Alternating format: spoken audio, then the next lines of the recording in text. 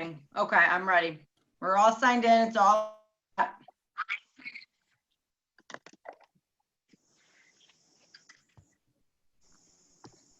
All right. I'd like to welcome everyone to the August 12th Rush Town Board meeting. Will you please join me in our salute of allegiance to the flag? I pledge allegiance to the flag flag of the United United States States of of America America and to and the to the republic republic for for which which it it stands, stands, one one nation, nation, under under God, God, indivisible, with liberty liberty and and justice justice for for all. all.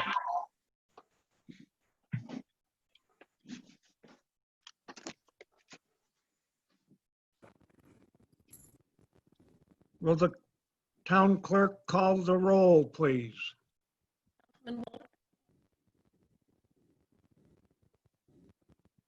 Say something, Pam. Can you hear me? I'm having a hard time. Not very well. Everyone else sounds really garbled to me. You're garbled to us.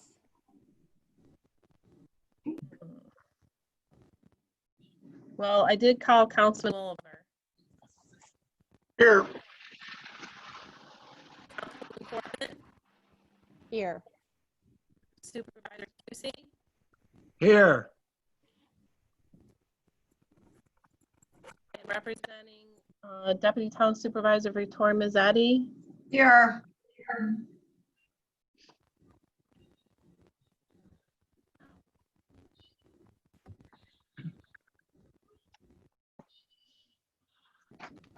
it's hard for me to tell when you're done, Pam, because I can't hear only about every other word. And I don't want to cut you off. I'm done. Okay to proceed? Hey, Jerry, before you proceed, can I just remind everybody, there's some new faces on here tonight. We're up to 57. So I'm going to mute everybody and then turn your videos off. I'm going to leave the town board member on, so I'm not being rude by muting you or by turning your video off. And then if you want to speak, just type it in the chat function in the bottom left. Or in the bottom of your screen, there should be a little bubble that says chat. And I can help you navigate that if you wanted to speak in either of the public forums. And I'll introduce myself. My name is Amber Corbin. I'm a town councilwoman for the town of Rush. Dan, yes, introduce yourself, please. I'm Dan Wolliver, Councilman, Town of Rush. I'm Victoria Mazzetti. I'm the Deputy Town Supervisor for the town of Rush. I'm Jerry, the town supervisor. I'm Pamela Busey, the town clerk. John, could you introduce yourself? I know you're muted. Mr. Mancuso? I was just going to say, John Mancuso. I'm the attorney for the town of Rush.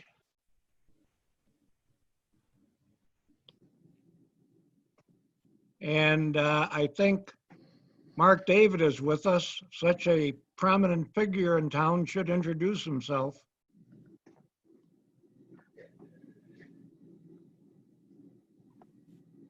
Mark David, Highway Superintendent, Town of Rush. Thank you all. Under announcements, I'd like to make a comment about our town hall reopening Monday of this week. I think it has gone without incident.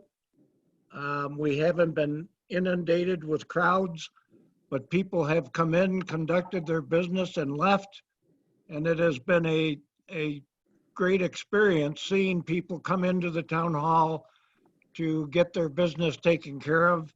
I want to thank Clerk Busey and Deputy Clerk Shelley O'Hearn. They've done an excellent job of getting the people in and getting them out. not getting them out so much, but getting them in and taking care of them. And I'd like to thank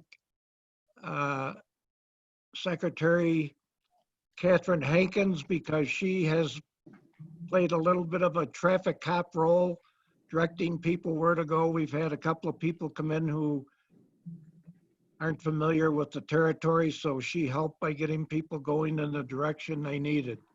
It was a wonderful experience, and I hope we can continue. I look at the news accounts and I wonder how long we will, but I'm hopeful that we will. We are going to go to the public comment period now. And I'd like to remind people that this is the public comment period where you can make a statement, state an opinion, whatever you want. It will not be two-way. We will not respond to you.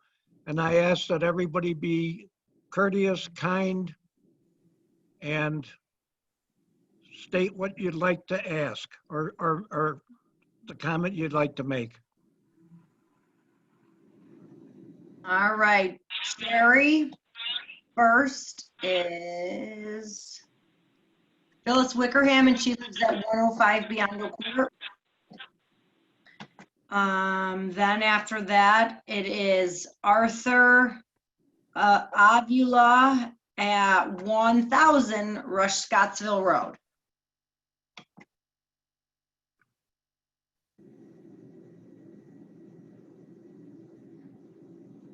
You ready, Victoria? Ready when you are. Okay. Hi, I'm Phyllis Wickerham. I live at 105 Beyond Oak Court, and I would like to address the board regarding comments made by Mr. John Morelli at the July 22nd board meeting. Mr. Morelli accused me of willfully, dishonestly, and purposely violating election law 6-132(3). I would like to clarify exactly what happened and put his accusations to rest once and for all. Mrs. Jean Morelli, and I quote, working with a group of Rush citizens assessing the appropriateness and fairness of the procedures used when collecting signatures on an Independence Party designating petition, filed an objection claiming that I, quote, compromised by providing misinformation to some signers of the petition, as well as claiming the quote, petition was compromised by improper action by notary public. Mrs. Morelli also presented claims that two signers of the petition were not properly witnessed by the notary public and were misinformed of the purpose of the petition. The Monroe County Board of Elections held a hearing on the merits of the objections of Mrs. Morelli to the petition designating me, Phyllis Wickerham, as a candidate. I acknowledged that the last two signatures were obtained without the notary present, but had been advised that the notary was familiar with and had documenting proof of signatures for verification, and it was acceptable to do. I explained to the hearing officers the process that was used in collecting the petitions and accepting their interpretation that the notary public was required to personally witness the last two signatures versus using an alternate means of verification. The hearing officers ruled that 2 signatures were needed to qualify the petition. 8 signatures were filed. 2 signatures were disqualified. Thereby, the petition had 6 valid signatures. Therefore, the petition was ruled valid. So, I would just like to make it clear to the board and anyone who would question my honesty or integrity, I will admit my mistakes and accept any consequences. If Mr. Morelli has never made a mistake, let him cast the first stone. Mr. Morelli, can you say you've never made a mistake? Thank you. Thank you. All right. Couple more people wanted to speak. So Arthur, then Sean, and then John Morelli.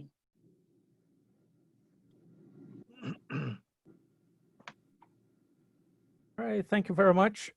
One thing that I would like to address, there are two things that I would like to address. With the first one is regarding to the information regarding birds on the hearing for the solar that we had in the last meeting. And the second thing is regarding appointments for the town board. So going for the information about birds.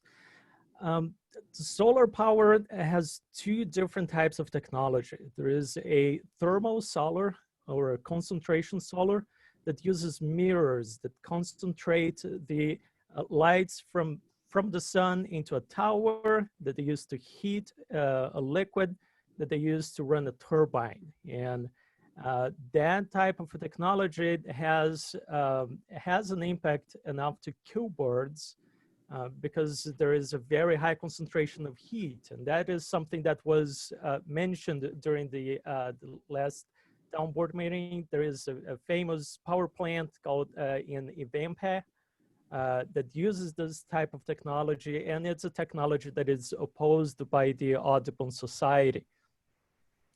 The projects that we have that are proposed here in Rush, as far as I know, they're all photovoltaic solar, which uses the solar panels to transform the sun rays into electricity directly. So there is no heating as part of the generating of the electricity in the process.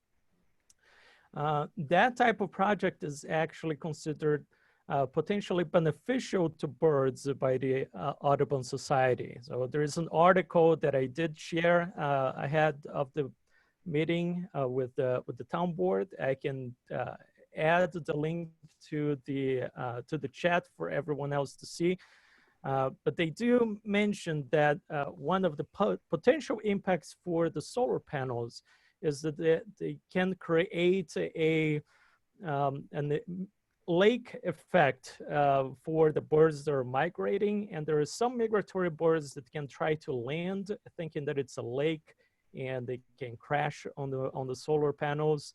And some of the birds actually need to take off from the water to be able to take off. They can't do that from land, and those are the ones that can be potentially be affected by those. But as far as I know, the impact on those are minimal.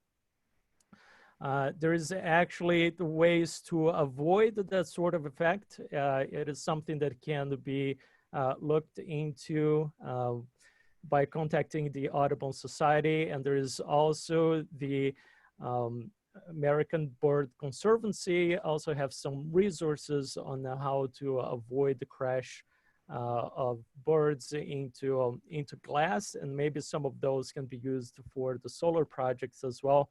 I will be happy to share any links later on in the chat as well. Now, to have a little bit of a sense of dimension, when I was looking at information of mortality of birds into different types of generation of energy, we have an estimation that something around 28,000 birds a year die in solar power plants. For windmills, that's something that is between 140,000 to 328,000 birds a year. There is still less than nuclear, that is estimated at about 330,000 birds a year. For oil and gas, it's something between 500,000 and 1 million birds a year. Coal, the study in coal, it includes also the effects of climate change. So it's not only the power plants themselves, but they estimate that about 7.9 million birds a year. The power lines themselves for birds crashing on the power lines, it's estimated around between 12 and 64 million birds a year. And those are all references from research articles, by the way. I also have some references from the United States Fish and Wildlife Services for birds crashing in vehicles. That's between 89 and 340 million birds a year. Birds crashing in buildings themselves, commercial buildings, residential buildings, industrial buildings, 365 to 988 million birds a year. Or if you want to include in the human action causing death of birds, if you consider free roaming cats, those are domestic cats that people own, or feral cats that got introduced or abandoned. That's 1.4 to 3.7 billion birds a year just in the United States, excluding Alaska and Hawaii. So that's billion with a B. So it's a number with 10 digits, not to be confused with million that has 7 digits. And so if there is really a concern about the birds in our area, and I love birds, I mean, when I got married, the day after my wedding, my wife and I, we went on a very icy pier, try to get a sight of a snowy owl. So we do love birds. So just in the sense of proportion, if we tackle the issues with the feral cats or the cats that are let outside, that's 100,000 times bigger of a problem than the solar panels introduction in our area. So I'm about to make a lot of enemies in the town. I guess I'm not making any friends by suggesting this, but if there is really a concern about birds, what we could do is to amend the town code chapter 28 and require the residents of the town to register their cats and keep them indoors, or keep them vaccinated, and don't let them outside when they are on heat. And if they're going to let them outside their own properties, they should have the cats on a leash, just like we do with dogs. So that would be my comment about that. Arthur? Yes? Arthur, this is Jerry. Could you save any remaining comment you have to the second comment period, please? Sure, I can. Thank you very much. And thank you for the info you just dispensed. Appreciate it. You're very welcome.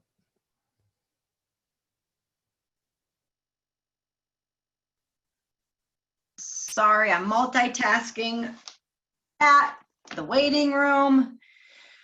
Okay, so thank you, Arthur. Sean. Thank you very Sean much. Lesord, he is from Brockport, New York. Thank you very much. You're very welcome. And then after Sean, it's John. I'd like to address the Town of Rush Board. I am very familiar with the Town of Rush. I've spent many, many years there. I actually work for a local solar developer here in the Rochester area. I've been in the solar industry for over 2 decades. When I heard of this project, I thought to myself, this is a big project, and I'm all for solar. I think the town needs to seriously give consideration to the siting of this project for many reasons and where exactly it's going. I've had the privilege of talking to some Native Americans about this project and what this land means to them. And when I drive up and down East River Road and I see 200, 300-year-old oak trees that have taken a chainsaw to the base of them to kill them so they can allow shading to be gone from solar arrays in preparation for this project. It really is a little bit on the appalling side to see that much devastation. So I realize the Article 10, I'm very familiar with it, but I wish the town board would really take consideration and careful thought to our Native American Indian tribes that have land there, that have had land there, that have ancient burial grounds there, and also the environmental impact of taking down 200, 300-year-old oak trees. Thank you very much. Thank you, Sean. Thank you, Sean, for joining us all the way from Brockport. There are pluses to technology. All right, John Morelli, you are up. Okay. Good evening, everyone. I want to respond to Ms. Wickerham regarding my statement last meeting about her not getting signatures as required by the election law. She asked specifically if I've never made a mistake. It's an interesting question because there's attachments you could put to that. Do you mean a mistake for which I was made aware of that it would be a mistake if I made it? I mean, that's different than a mistake in general, not knowing. The fact is that on the form that she brought around from door to door, right on that form, on that petition form, it said in black and white, you must have this witnessed by a notary public or another official of that level, and it has to be done. Ms. Wickerham had collected signatures over the weekend, and I believe it was a Monday morning, I'm not quite sure, but she was on her way in. There were two other individuals that she wanted to solicit. She knew that she needed to have the signature and the witnessing of the notary public. She called the notary public. The notary public, who is Pamela Bucci, and the town clerk, told her that she knows these people and it will be fine. She has other means of verifying their signatures, as Phyllis Wickerham said. However, the law does not state that you know what their signature looks like. The law states that you have to witness it, because anyone could forge a signature, photograph a signature. It's not the same thing as witnessing it. So she was aware, she was fully aware of the fact that the law said she had to have it witnessed. She talked to Pamela Bucci. Pamela Bucci said, you know, I know these people. It's all right. I don't want to get out of my chair and come out to see you. I don't know what she said. I'm speculating. But in any event, Phyllis decided to go get these signatures without Pamela Bucci being present, which she absolutely had to know. If she doesn't know, then she did not read the application she was bringing around from door to door. So she had to know. And Pamela Bucci knew that she had to be present as well. She was trying to cover, yeah, this will be fine. This has been the problem with this group of people appointed by the Republican committee time after time. They're so used to this guaranteed deal where they have a position and there's no one going to challenge them because it's all inside good old boy network, that they get sloppy and they start to do these type of things that are irrelevant and irreverent and illegal. And this is what's been going on. And Phyllis is the latest one. She's the latest one they're trying to appoint to this ongoing process of appointees. There's been over 11 years of appointed positions filled in the last 12 years of people that should have been elected. But the Republican Party is on top of this. No, let me back up. Not the Republican Party. The Rush Republican Committee, led by Don Eichenauer, has made some speeches lately. This is a conspiracy, folks, and it's a conspiracy to undermine our ability to choose our elected officials as guaranteed by law. So, Ms. Wickerham announced that, in fact, her petition was approved because she only needed 2 signatures and she had 6 and only 2 were disqualified. What she refused to say, what she chose not to say, was the 2 signatures that were refused, that were rejected by the Monroe County Board of Elections, was the 2 that she went and illegally got from these 2 folks. This is a problem. It's a problem. It has to do with her being irresponsible. These are not the type of people we need in our office. She's running for the town clerk, for the town board. This is not the type of example. This is not the type of behavior that we want from our elected officials. I mean, I don't understand. I've been trying to be polite and quiet and just present this as needed, but my goodness, she's pushed me to the point where I have to come out and say this was wrong from the beginning. She knew it. And you know what? The Monroe County Board of Elections, a nice organization, they had every right to disqualify the entire ballot, not just those 2 signatures. But, you know, everybody's trying to be nice. No one's trying to step on anybody else's toes. John? Yes. John? Yes. John, this is Jerry. I would prefer that these open forums aren't converted into political piddling matches. I understand your angst, I think, and it's got to be frustrating, but I don't think it's in the best interest of those people in the town to conduct a political forum rather than a town business forum during these sessions. I agree, Jerry. I thank you for that, and I will shut up. The only thing I want to say is I did not introduce this as a political.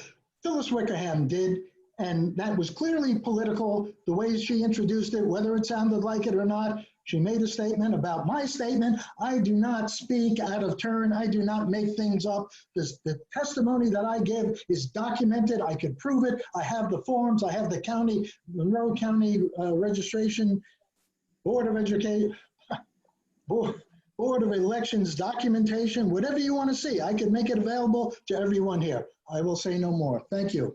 Thank you. Supervisor, it's Councilwoman Corbin. The town clerk's computer has ceased to work. So she is heading home. She will be logging back on in about 5 minutes. Thank you very much.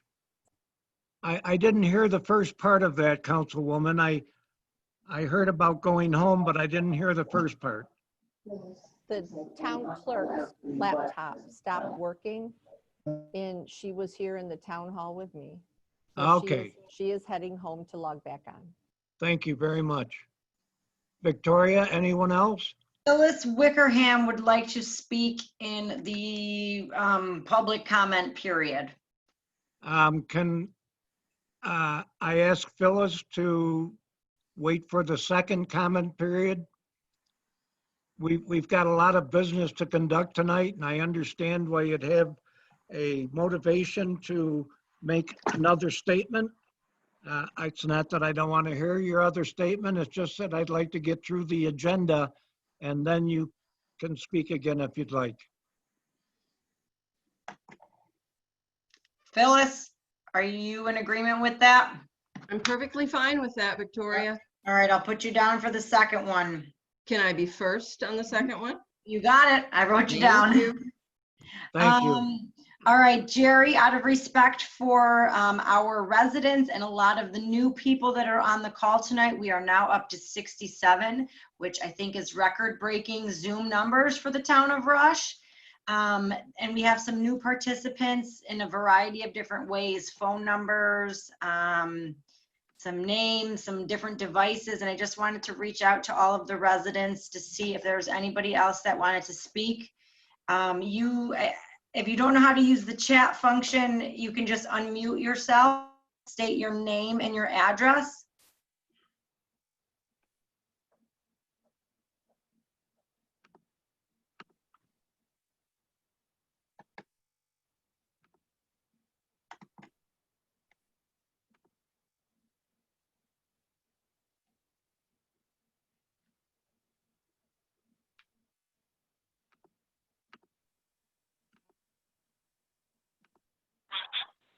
Hello?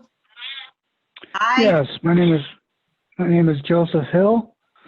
I'm a member of the Seneca Nation, also an attorney, and my address is 313 Auburn Avenue, Buffalo, New York.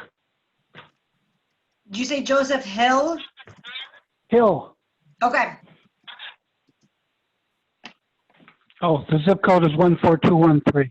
Thank you. You're welcome. Would you like to say something? Not at this time. I'm not feeling that well. I just wanted to get a feel for the meeting. Oh, well, welcome. We're glad to have you here. I'll second Thank you. that. Okay, hang on, I'm trying to multitask. More people are joining. Okay, is there anyone else that wanted to say? Oh, okay, here we go. Joe S.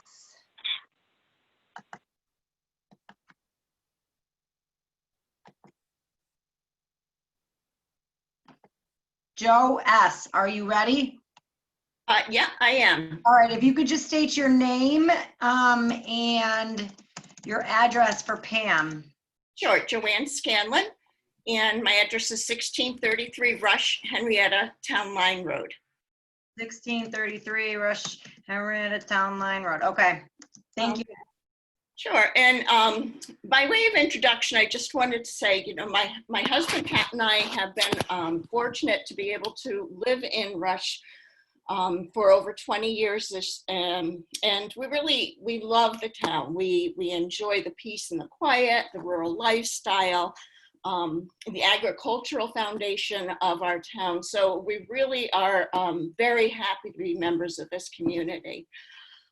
So I just wanted to talk a little bit about the Horseshoe Solar Project, because I know that's on the agenda coming up. But I know we're facing some tough times right now as a community, and both individually and collectively. And although we call ourselves a right to farm community, farmers are struggling even more keeping their farms productive and profitable.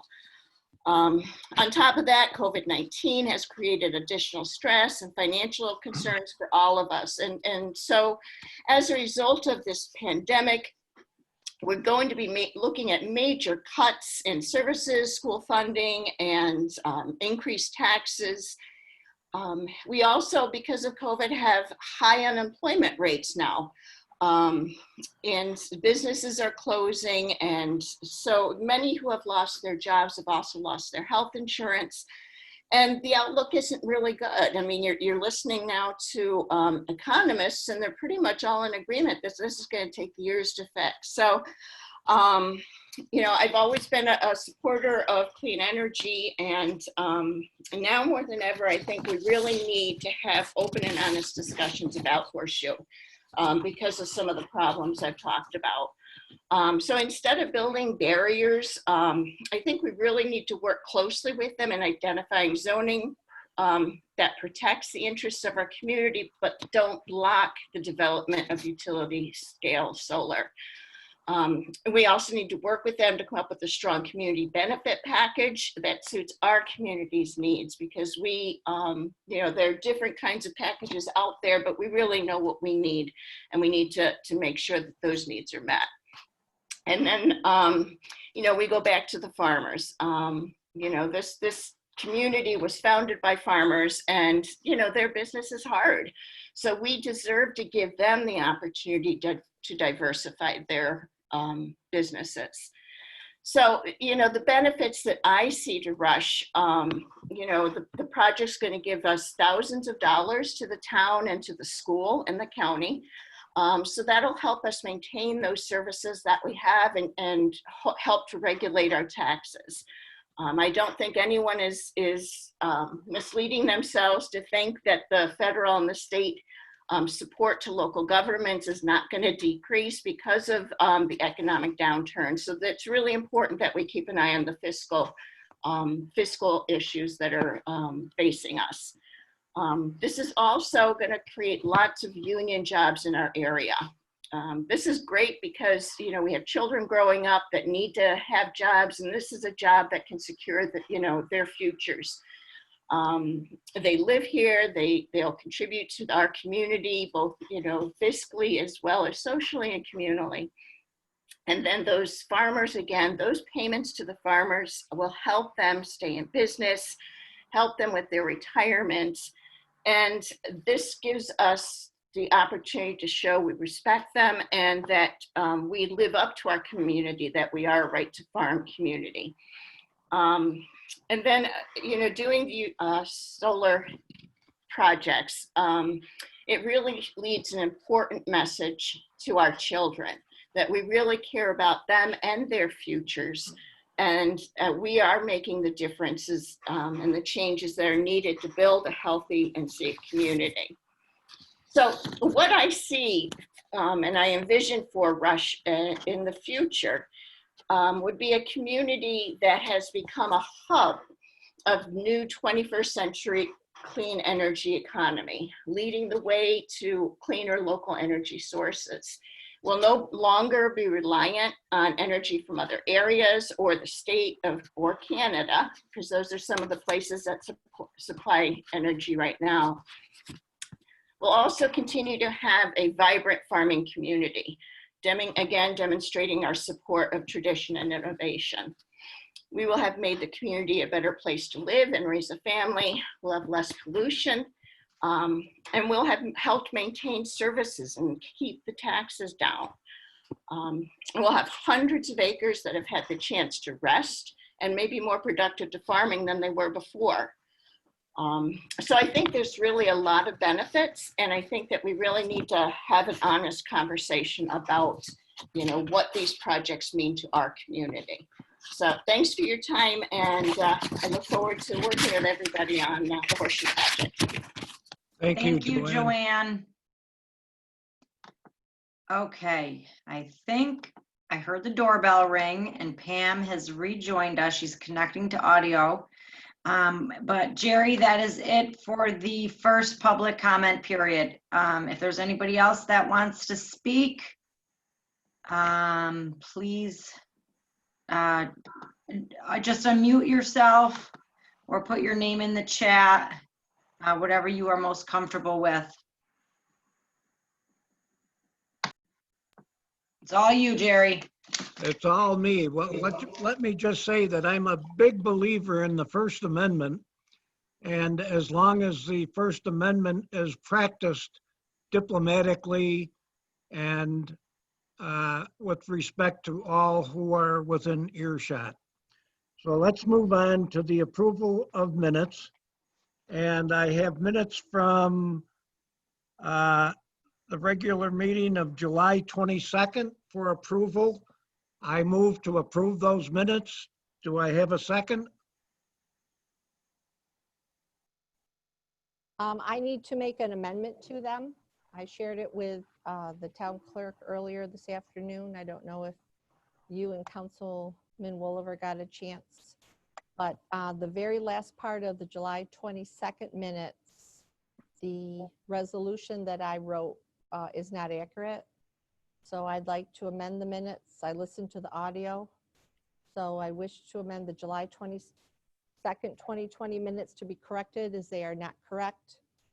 My motion was to appoint Jean Morelli to the vacancy of Rita McCarthy position until December 31st, 2020 temporarily, and that she is not running in the November election, and that Councilman Woliver can come back in 2 weeks and make a motion to appoint someone who is not running in this November's election to fill Councilman QC's seat temporarily until December 31st, 2020.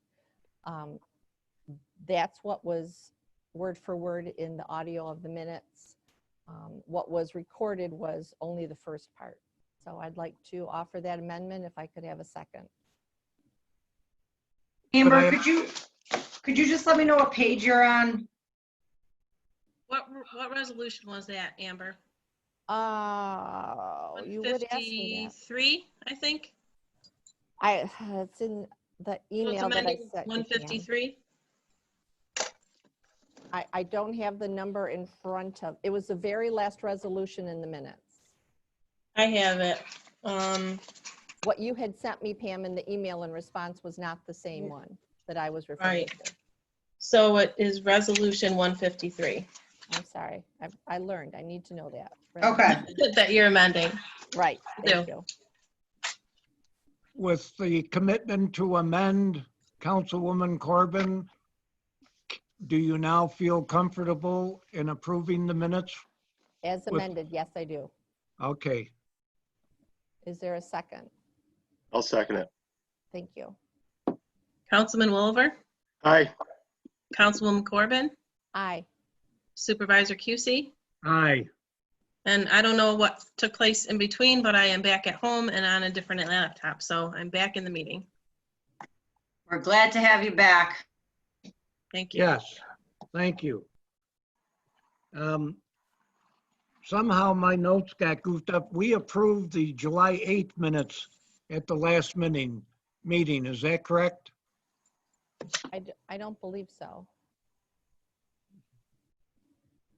All right, then we'll have a go at Yes, the, yes, you Did did. we? Okay. Yep. that's what I thought. All right. That's okay. We're gonna now move on to. We also, Supervisor, we do have, the town clerk got us the July 31st special town board meeting minutes. Those were the very short minutes. Yes, and we've had them for a while, so thank you, town clerk. I don't know if, I can approve them. I don't know if you and Councilman Wolliver are prepared. Yes, I've got them right here in front of me, and I move that we approve the July 31st special meeting minutes. Do I have a second? I'll second. Councilman Wolver, Aye. Councilwoman Corbin, Aye. Supervisor QC. Aye. Now we can move on to transfer of funds, of which there are none. So we'll move on to the approval of the abstract by Councilperson Woolaver. I had a note on that. Having audited all vouchers, 706 through 767, for the amount, I recommend they be paid for the amount of $41,670.02. I'll second it. Excluding 765. 767? Excluding number 765. Okay, yes. That wasn't on the abstract that we got. Can someone tell me what 765 was? 765 was a duplicate. Oh, okay. Thank you. Yep. I'll second it. Councilman Wolver, Aye. Councilwoman Corbin, Aye. Supervisor QC. Aye.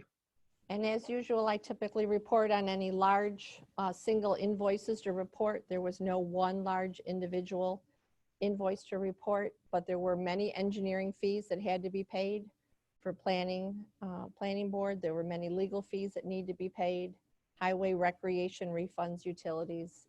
It was quite the gambit this year, or this time. That's all. Thank you for letting the residents know that. We read it and see it, but we're at an advantage and the residents aren't. So thank you for letting them know that. Under Hey. course, Jerry, I'm sorry. Amber, Aye. the public has asked that you speak up a little bit. All right. See, I don't have my Bluetooth on this time, and now I'll try to talk louder. I don't All know right. where it is, but I'll talk louder. Thank you. Sorry, Jerry. not a problem. I want to go on to correspondence, but I want to digress just a little bit because of previous comments tonight during the comment period, because I think it's appropriate. After the last board meeting, the board members got a letter from Jeff Werner, and I interpreted it as being critical of the board, and I called Jeff to discuss it with him, And he informed me that it was not intended to be critical of the board, but it was intended to point out that not certain individuals, but there were individuals who would talk during the public comment period and apparently did not make sure they were stating factual things. And I want to make sure that if you are going to talk during the public comment period, please try to have some assurance that what you're going to say is indeed factual, backed up by fact, scientific fact, known fact, whatever. So I thought that was a good time to insert that here. We can't control and don't intend to control what people say, but we'd like you to police yourself and make sure what you say can be indeed verified. And I thank you. Now, let's go on to reports from town board members and departments. And we can start with the town board. Councilwoman Corbin, your report. All right, I turned my volume up. Can you hear me better? That's Much better. definitely better. Mhm. No? It's that little bottom corner. Okay, not much to report, but actually very important stuff to report. First of all, under old business, we will be discussing the Forefront Tier 3 Solar Energy System Overlay District discussion. We also are having a presentation by Kate Millar under old business on the Horseshoe Solar Project under old business. What I really wanted to share with the residents of the town and many of our guests that are with us tonight is on Tuesday, I was honored to be invited to a special tobacco burning ceremony at Gola Road. The Tonawanda Sendika Nation performed a spiritual ceremony to honor their ancestors' burials on this nationally registered and recognized historic site. It's really kind of interesting that in our town comprehensive plan of the town of Rush on pages 2-11 and 212, you will find the following in regards to the cultural sensitive areas of indigenous heritage areas in our town, specifically the fields of Gola Road. And unless you sit down and read that 500-page document, you're not going to find it. It's a long story how I happened to uncover it, but I did. And I just want to read 2 paragraphs to everyone. Our town comprehensive plan under cultural resources states, in the past, historic sites and buildings have often been destroyed in many communities to make room for new growth and development. The town of Rush, however, is fortunate to have many of its cultural and historic sites and structures still intact. There is no local historic preservation law, but the state environmental quality review procedures are used to help ensure that these cultural resources continue to serve as a cultural bridge, linking the historic past with the generations of the future. Mr. Charles Ray was also responsible for the discovery of the Gola Road site, which is one of 3 Rush historic sites listed on the National Historic Register. Gola, also known as the Rap Site, is a late woodland stage Owasco culture site dating from around 1100 AD. And again, to know that is in our comprehensive plan that was written in the 1990s. We've heard some residents talk about the community of our town, and I just thought what I was invited to, I wanted to share that important information. So thank you for letting me do that. That's all. Thank you. How about Councilman Woolever?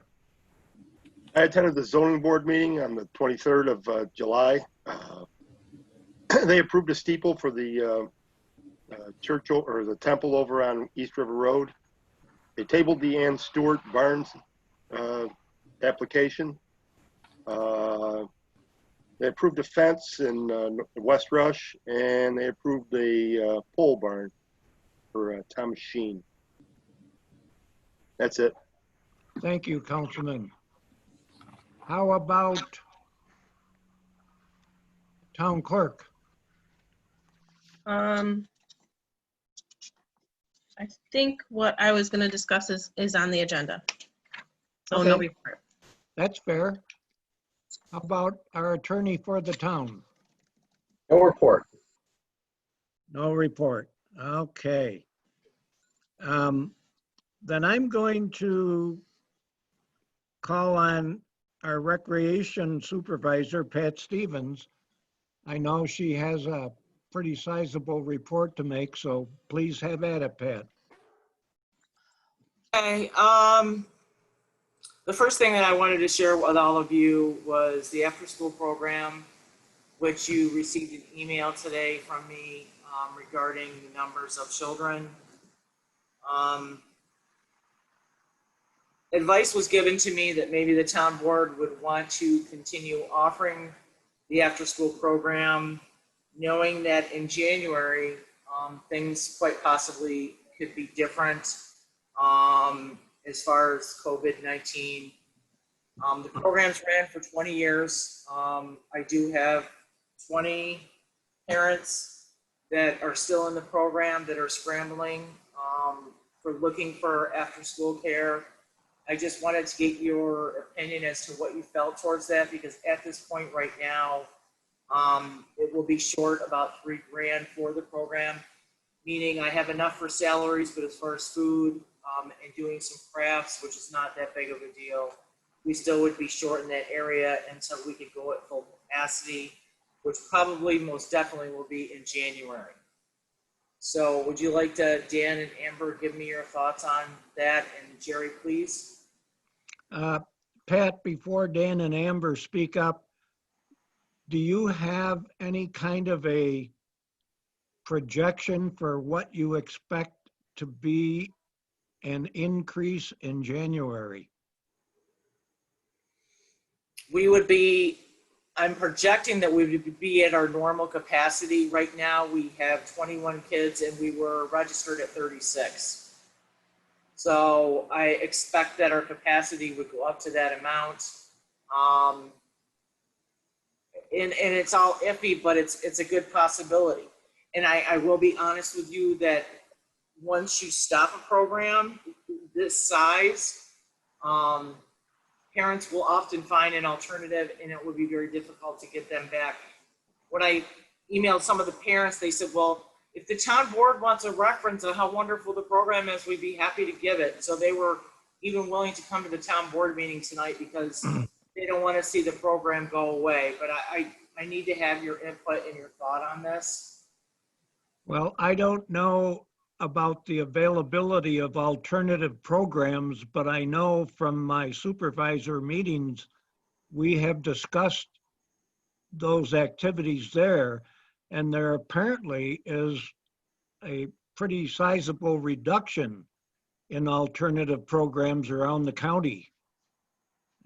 And I think that has to be thought about when you think what way to go.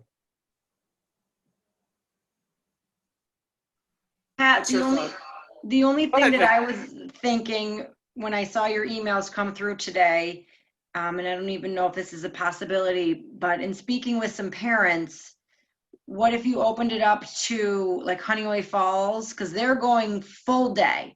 And so anybody that is a teacher in Honeyway Falls is working 5 days a week. I think it's Honeyway Falls and Pittsford are the two school districts that are, and Livonia, I think Amber said, that are going back every day.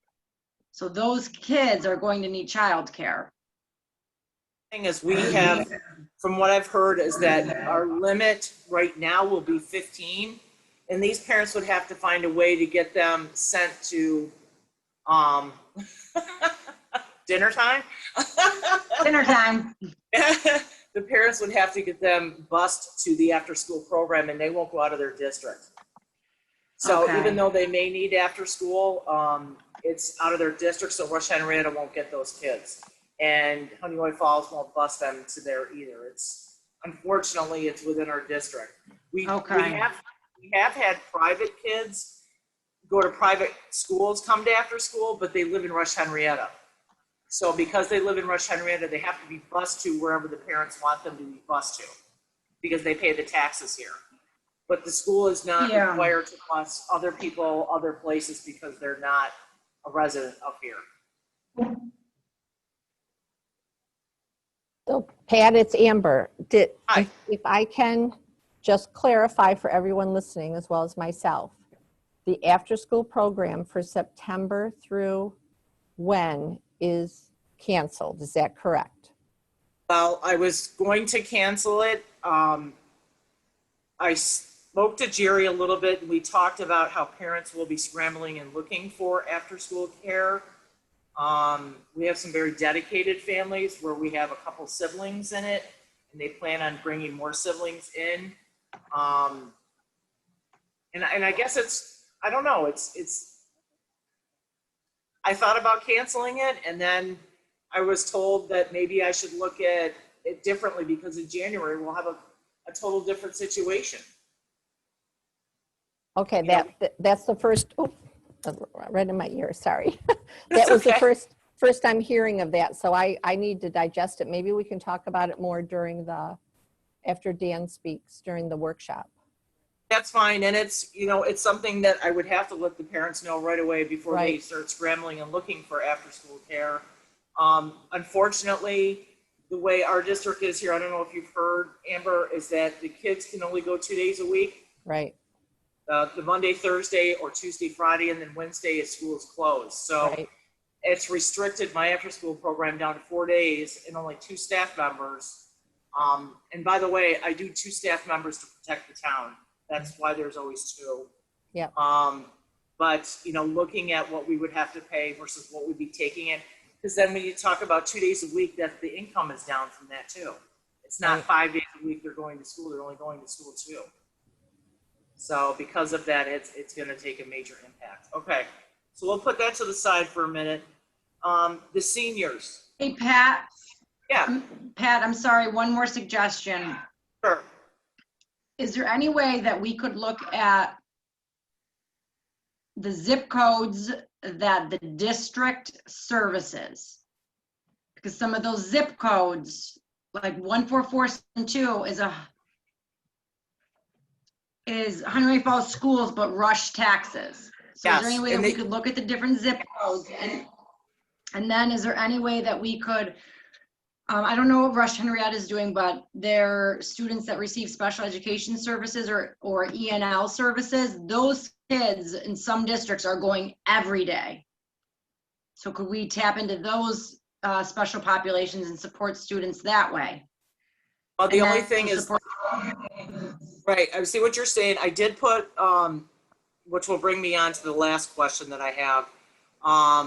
Or the last question, but we don't have, they would have to bring their own people in with the special needs. We do have special interpretive services account for someone that may be deaf or something like that, but as far as allocating certain money to have an additional staff member to help that person at after school, I don't know. You'll have to explain that to me because I don't know how that works.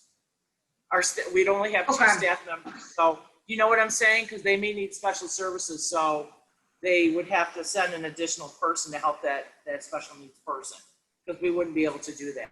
So, but I have put stuff on Facebook about having openings. I have gotten calls from some parents about it.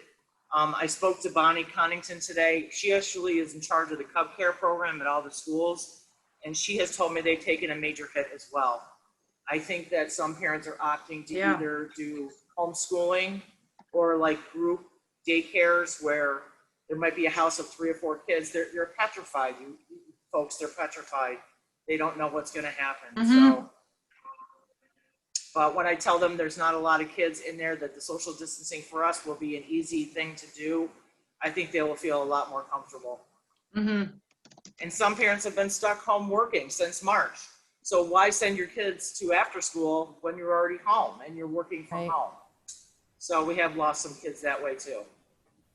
So, the Amber, and thank you very much for the questions. And Victoria, thank you for your ideas because anything helps. But I'll get to my last question in a second. But the seniors, changing off from after school for 1 second, the seniors would like to know about their $500 allocation that they're supposed to pay the fire department. If the seniors the fire department has told me if the seniors are allowed to keep that money and use it for catering services for their meetings or their Christmas event, that they will give the seniors that money. If the town will not allow the seniors to use the money that way, then they do want us to pay them to use the fire department. It's not my call. It's just what I was told. That $500 was allocated in this year's budget, correct? Yes, it was. Well, yes, it comes out of the seniors account, and it's been an annual charge that the fire department has sent us for the seniors to use the fire department on a monthly basis. But they've only met there twice this year, January and February, and then of course, as of March, they were no longer meeting there. Now, I'm going to a lunch tomorrow for them, with them, and at the pavilion at the fire department, they're doing like catered lunches, like box lunches.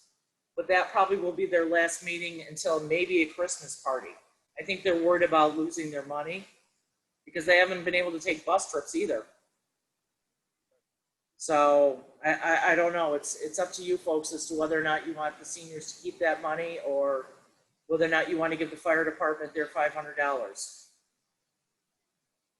So, Councilwoman Corbin, do you have an opinion? I'm a visual learner, Pat. that's okay, Sarah.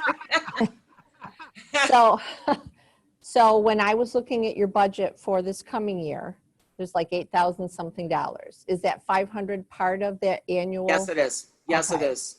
Yep. So the options are the town pays the fire department $500 for the use of the senior citizens if life were normal.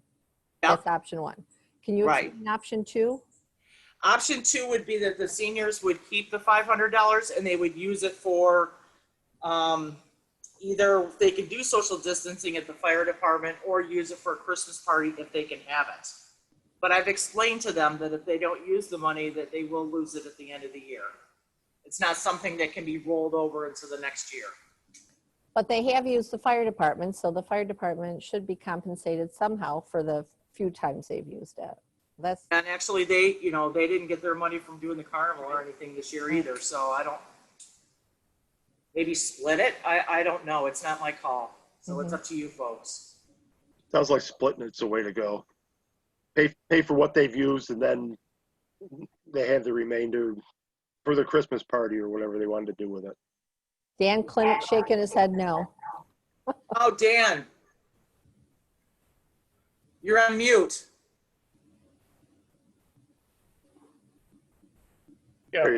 Yeah, in my opinion, there is budgeted funds for the seniors to the tune of that about $8,700. However, just simply because the fire department is not charging them, I don't believe, in this year that the funds should roll over to the seniors. I mean, all the taxpayers, in town are hurt. I think that we should just leave it within the budget and not spend it. I don't think the town should cover it, and just because the fire department doesn't want the funds, I don't think that we should just automatically give it to the seniors so they can do something else with it. That's just my opinion. Thank you. Councilman Woolhaver, you already gave your opinion? Yes, I did. Amber?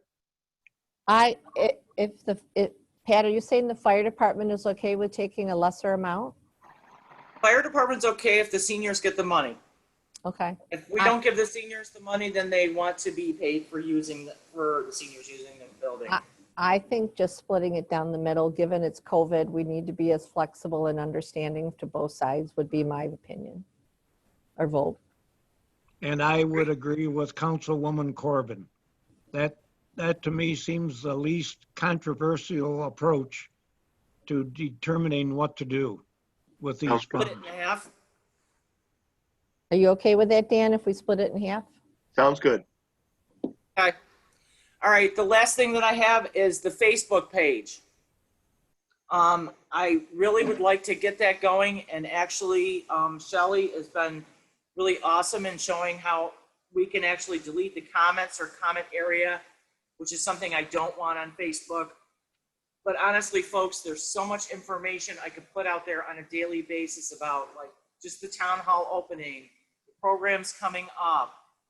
Pam, what was the other things we were talking about today that we could put on there? There's like the Oh, you were talking about the seniors in Henrietta offering their food pickup or whatever you were talking right. about. They had there was like a food drop-off pickup, food drive.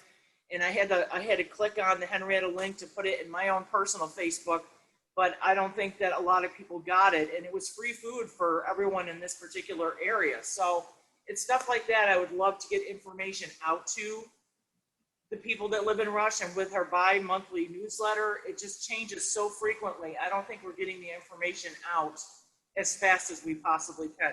I know we have the town website, but sometimes that's not always updated either. So, like I said, Shelley and I could work on a Facebook page for us and add all kinds of information, and I think it would be awesome, but I want to get your permission.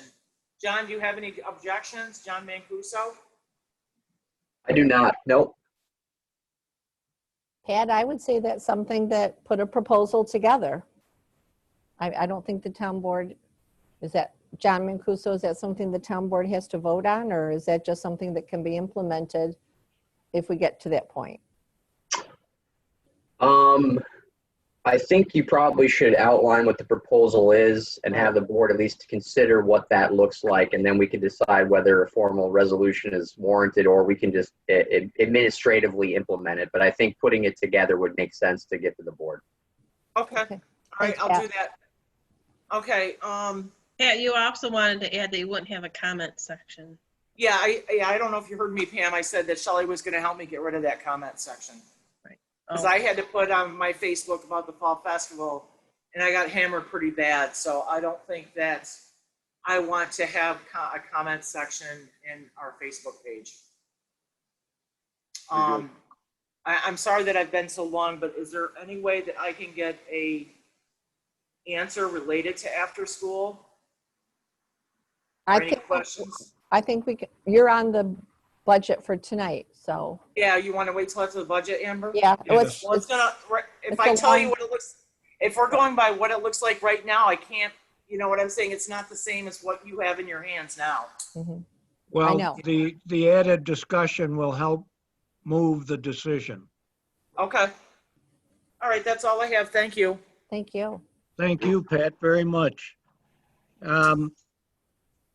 Mark, David, I know you asked me to read your resolutions. I would, but do you have a report? Yes, I do. I have submitted the paperwork electronically to New York State for highway reimbursements for extreme winter relief, Pave New York, and CHIPS. They have been paying out the full 100%. They had an 80% guarantee due to potential COVID impact, but so far it's been coming back at 100%. I submitted all three of those for a total of $69,504.33. That sounds good to me. Yep, not bad. Payment should, they'll be available and should be sent electronically by September 30th, I believe, for this billing period. All right. Outside of that, we've been working on a couple of county projects, Middle Road water line relocation, as well as 2 cross culverts being replaced, and fiber mat seal on Stone Road. That's it. Mark, you're cutting in and out. Yep, thank you very much. You just cut out. I don't think Kirsten Flass is with us.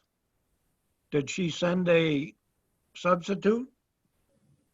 Probably not. Okay, how about our assessor, Augie? Is he with us? He is not.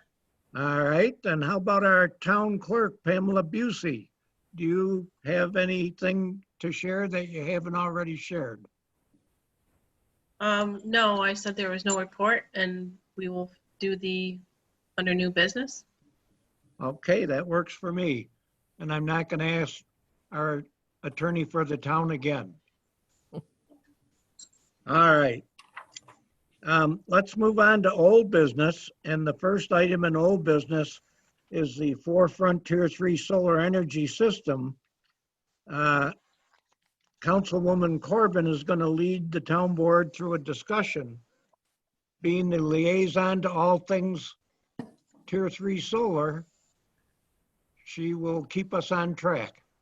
I will do my best. I'm going to share my screen so that everyone can see what the town board has been working on for the past couple of months in regards to the Forefront Tier 3 solar energy system on the Werner Farm.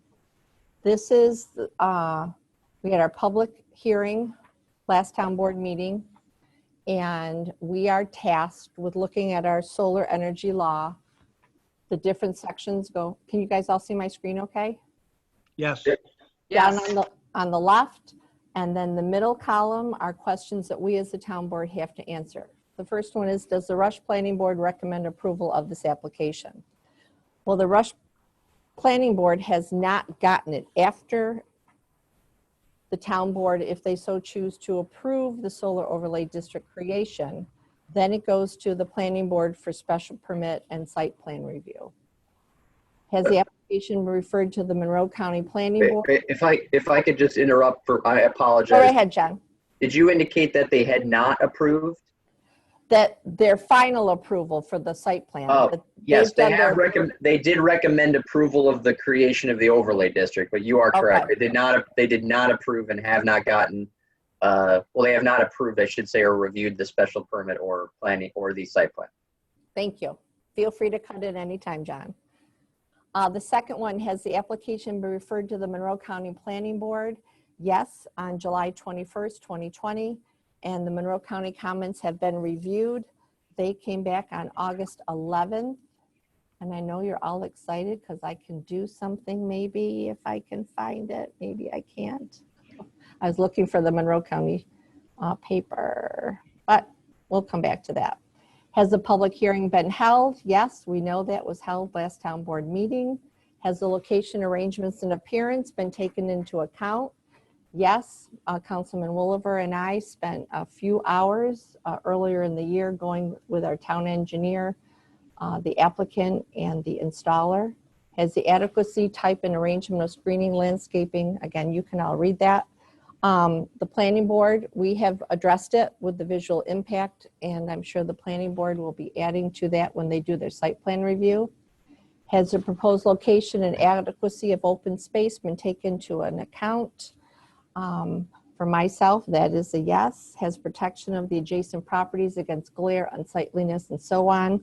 This is another question. The three of us, just Councilman Woolever, myself, and Supervisor QC, are the three current board members.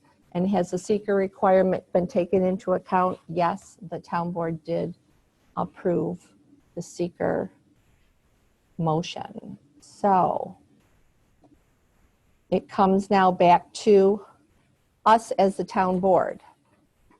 Do we have any comments on any of those 1, 2, 3, 4, 5, 6, 7, 8 sections as you have reviewed it over the last few months? I thought our review was thorough, and I didn't walk away with any questions, and I haven't generated any new ones since. So I'll accept it as presented. I agree. All right, and I am in agreement as well. Obviously, if the town board approves a resolution, however that might be written, which we'll be looking at in a moment, the last step is then it goes before the planning board for site plan review. And John, what's the other thing? Site plan and? Special permit. Special permit. I always know there's one more thing. So if the town board is in agreement, it's a lengthy resolution, and according to Attorney Mancuso, we probably have to read it all. I'll be happy to. Yeah, it's so I'll just explain the framework of it. It is a rather lengthy resolution. You can, if you wanted to, read the whereas paragraphs and then reflect that, you know, for the reasons stated in the resolution, depending on which choice you make, we can kind of walk through that if you didn't want to read the entirety of the document. I set this document up a little different than prior resolutions that you may have seen. You actually are provided a choice within the document. There are both resolution paragraphs for approval and for disapproval. And so you would pick one of the two and check the according box, the corresponding box, and then the board can be polled. So this was provided to the board. It is posted to the website for any member of the public if they wish to get it separately. And I'll turn it back over to the board if they have any questions with respect to the content. Councilman Woolever, Supervisor QC, any further discussion on the creation of an overlay district for the Forefront Power LLC development? I'm good Not with from it. the supervisor. All right, here we go. Resolution of the Town Board of the Town of Rush regarding the creation of a solar energy system overlay district for Forefront Power LLC's development of Tier 3 solar energy system at 8427 West Henrietta Road. Whereas the Forefront, the applicant has applied to the Town of Rush, the town pursuant to Section 120-74 of the zoning law of the Town of Rush, the town zoning law for the development of the Werner Solar 4 megawatt MW alternating current photovoltaic array on 22.28 acres, the project site of an approximately 116.48 acre parcel of land located at 8427 West Henrietta Road, Rush, New York, the property, the foregoing proposed project, the project. And whereas on November 13th, 2019, the Town Board of the Town of Rush referred the project application to the Town of Rush Planning Board for its review and recommendation under Section 120-74 of the Town Zoning Law. And whereas on December 17th, 2019, the Planning Board recommended to the Town Board that the project application be positively considered with regard to requesting a creation of the Solar Energy System Overlay District subject to preparation and submittal by the Planning Board of a corresponding report to the Town Board. And whereas the Planning Board prepared and approved its report on January 21st, 2020, which considered the factors under Section 120-74H18 of the Town Zoning Law, found the applicable, acceptable, and recommended approval of the Solar Energy System Overlay District for the project. A copy of which report is attached here too as Exhibit A and is incorporated herein by reference in its entirety. And whereas on June 10th, 2020, in accordance with the New York State Environmental Quality Review Act, Article 8 of the Environmental Conservation Law and the regulations adopted pursuant to 6 NYCRR Part 617 as amended, the Town Board satisfied the requirements of SEQR with respect to the projects by adopting by resolution a negative declaration. Whereas on July 22nd, 2020, the Town Board held a properly noticed public hearing with respect to the Solar Energy System Overlay District application and site development plan for the project in accordance with the requirement of Section 120-74 of the Town Zoning Law, and notice was posted as required by law. And whereas on or about July 21st, 2020, the town referred the project to the Monroe County Department of Planning and Development together with a full statement of the project, and on August 11th, 2020, the Monroe County Department of Planning and Development provided a response, which has been considered by the Town Board as required by Section 239-M of the General Municipal Law. And whereas all persons at the hearing desiring to speak on the matter were heard, all correspondence on the matter were read, and all comments and statements that were received during the public hearing and or at other duly held meetings of the Town Board were considered by the Town Board. And whereas the Town Board has considered the recommendation contained in the Planning Board and is mindful of the criteria set forth in Section 120-74-18E of the Town Zoning Law for the creation of the Solar Energy System Overlay District. Check one of the following. I know I am in, this is where we would check, right, John? In favor. Yes, that is correct. The first of the two. The first of the two. Yep, so page right there. Roll up. Yep, right there. Yep. I know I am in favor. Councilman Woolever, Supervisor QC. I'm in favor. I'm in favor. So John, can I just put an X there? Yep. Okay.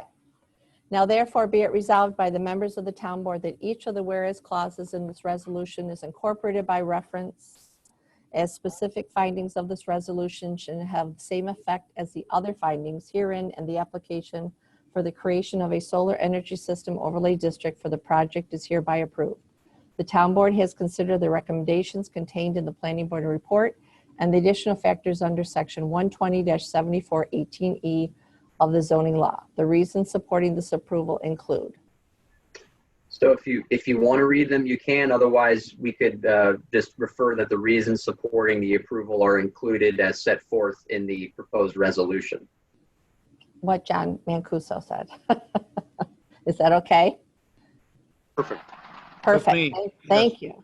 So then So, you would skip down to the right where it says it is hereby further resolved after the compliance with seeker paragraph. If you scroll up, nope, Right a there? little bit earlier. The one right before it. Yep, that there? one. Yep, right there. okay. It is hereby further resolved that approval of the application for the creation of a solar energy system overlay district for the project is subject to the following conditions. 1, the applicant shall obtain all other necessary local, state, and federal permits and approvals required for the project, including without limitations, special permit approval and site plan approval by the town planning board as required by section 120-74 of the town zoning law.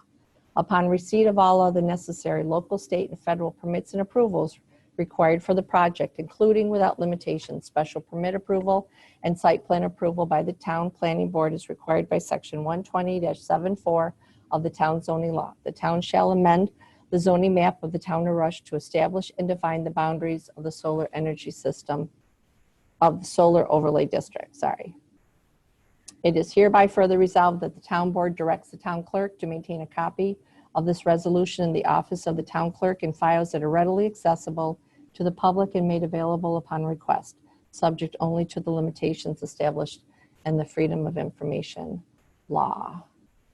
And this is where we would ask for a second. I'll second it. Town clerk? I'm sorry, I had to unmute myself. Councilman Wolver, Aye. Councilwoman Corbin, Aye. Supervisor Cusie, aye. So the next step, just so the board is aware and the public is aware, so with the creation of the approval of the creation of the district, the board has now authorized the use to occur on the property. The applicant will now proceed to the planning board for the next 2 approvals for special permit and site plan approval. I just wanted to let everybody know there is an error in the first paragraph of the resolution. It states a 4 megawatt system when in fact it is a 5 megawatt system, and that's from Christian Schlesinger. He should know. Attorney Mancuso, what do we need to do? What do you have in your file, 4 or 5? I'm trying to, I've got my big file with me.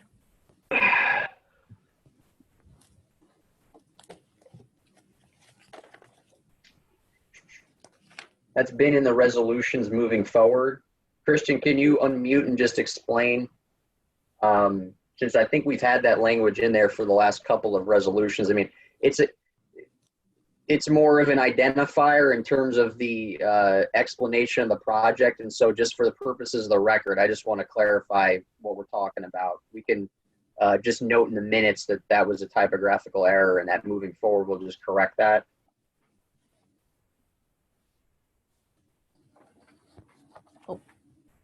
And I'll say Christian and Attorney Mancuso as well as Councilman Wolver. I'm looking at a memorandum from January 23rd. It says 4 megawatts as well. So it must be what we've been Right. using, Christian. Can you guys hear me okay? Mm-hmm. Yes. Great. So there was an initial response letter from Tetra Tech that referenced a 4 megawatts system early in this process with the town board. And then there was an amended letter sent after it was identified that that it stated a 4 megawatt. Again, this is very early in the process. I don't have that letter in front of me right now, but it was issued to the town, and the correction was made that it is a 5 megawatt system.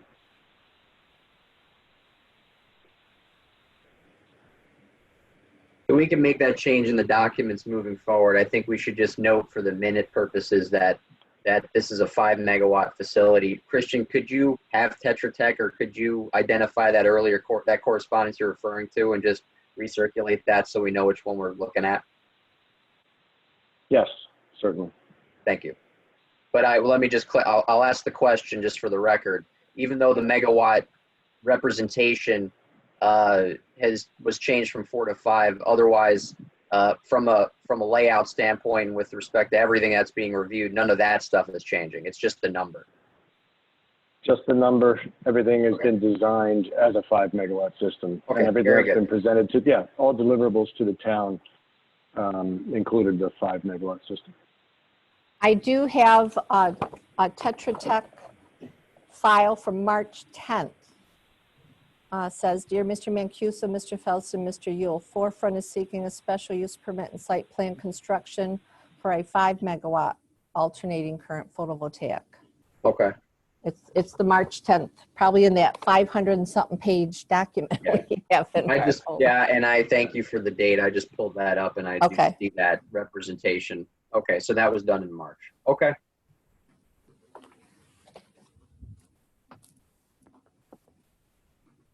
So are we good with that then? Yes. I'm good with it.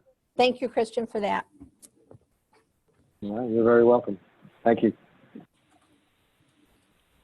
Councilwoman Corbin, Me again? are you done? I'm done for now. Right. I just wanted to go out on a little bit of a limb here and make a comment. This difference between the initial 4 and the later 5, just as an example of trying to deal with these documents full of legalese that are very difficult to understand and very difficult to keep track of sometimes. And I think for the residents in general, they're difficult to understand. That is why I have some residents who want to know why we are sitting on this, why we aren't keeping up with it, why we aren't moving it along. And those are things that are farthest from the truth. We continue to move this along. We continue to process the application in a way that meets legal requirements. And it is our intent to see this through to the finish. So I don't want anyone to think that we aren't focused on making sure that this goes, given that we aren't confronted with any unknown in the future. I'll add on to that, Supervisor, that the town attorney and the town clerk were on Monroe County Planning for the last few days to get us the documentation so that we could move this forward tonight. So thank you to both of them. Yes, thank you very much. I just wanted to add that the planning board resolution and report say 5. Okay. That helps. That helps, yep. Thank you for whoever said that. Thank you, Victoria. All right, can we move on to number 2? One of my favorite subjects, the library roof update. And I wanted to let everyone know that we did sign a contract with QPK, and the response I got back from William Renahan, the associate partner, is we have previously set up a team at QPK and started developing the existing conditions documentation that will be used to identify the removals and the demolition items. Once we have completed that process, I will reach out to you to set up a time for a visit. I'm hoping this coordination can occur within the next week or 2. So I'm looking forward to that. I hope everyone else is looking forward to that. And that note I got from Bill Renahan is my confirmation that they're focused on what we've asked them to do. And I'm looking forward to when there's no drip, drip, drip in the library roof. The next thing is an update from Deputy Supervisor Mazzetti. She had previously announced that the Rush Riverside Refuge had a proposal for use, and I'll leave the rest up to her. So the gentleman, the upstate director from the Christian athletes called me, I think it was one day last week, as we were getting ready to prepare for his presentation tonight and him being on the agenda. He let me know that that they have to back out of their interest in the property. They are no longer interested. He let me know that there were some financial concerns. He said that it would be quite a bit of money for them to invest to continue just to be renters. He said that it would still not be their land. So he said that he spoke with some landscaping architects and some different engineers, that his organization spoke with them and just scoped out the amount of work that it would take, and it would be, he said, quite a bit of money for them to invest to be renters. Thank you very much. Moving on to number 4, we have the Invenergy manager of Horseshoe Solar, Kate Millar, to make a presentation, and Kate will take a couple of questions afterward. Kate, are you there, I hope? I am, Jerry. Let me see if I can get my video on here. Can you hear me, see me? We can hear you. I can hear you. Okay, let me share my screen because I do have some slides.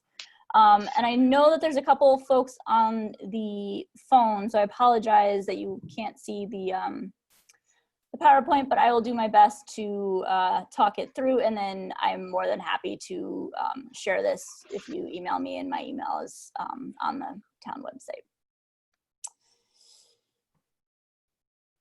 Okay, so my name is Kate Millar. I am with Invenergy. I am the manager of the Horseshoe Solar Project.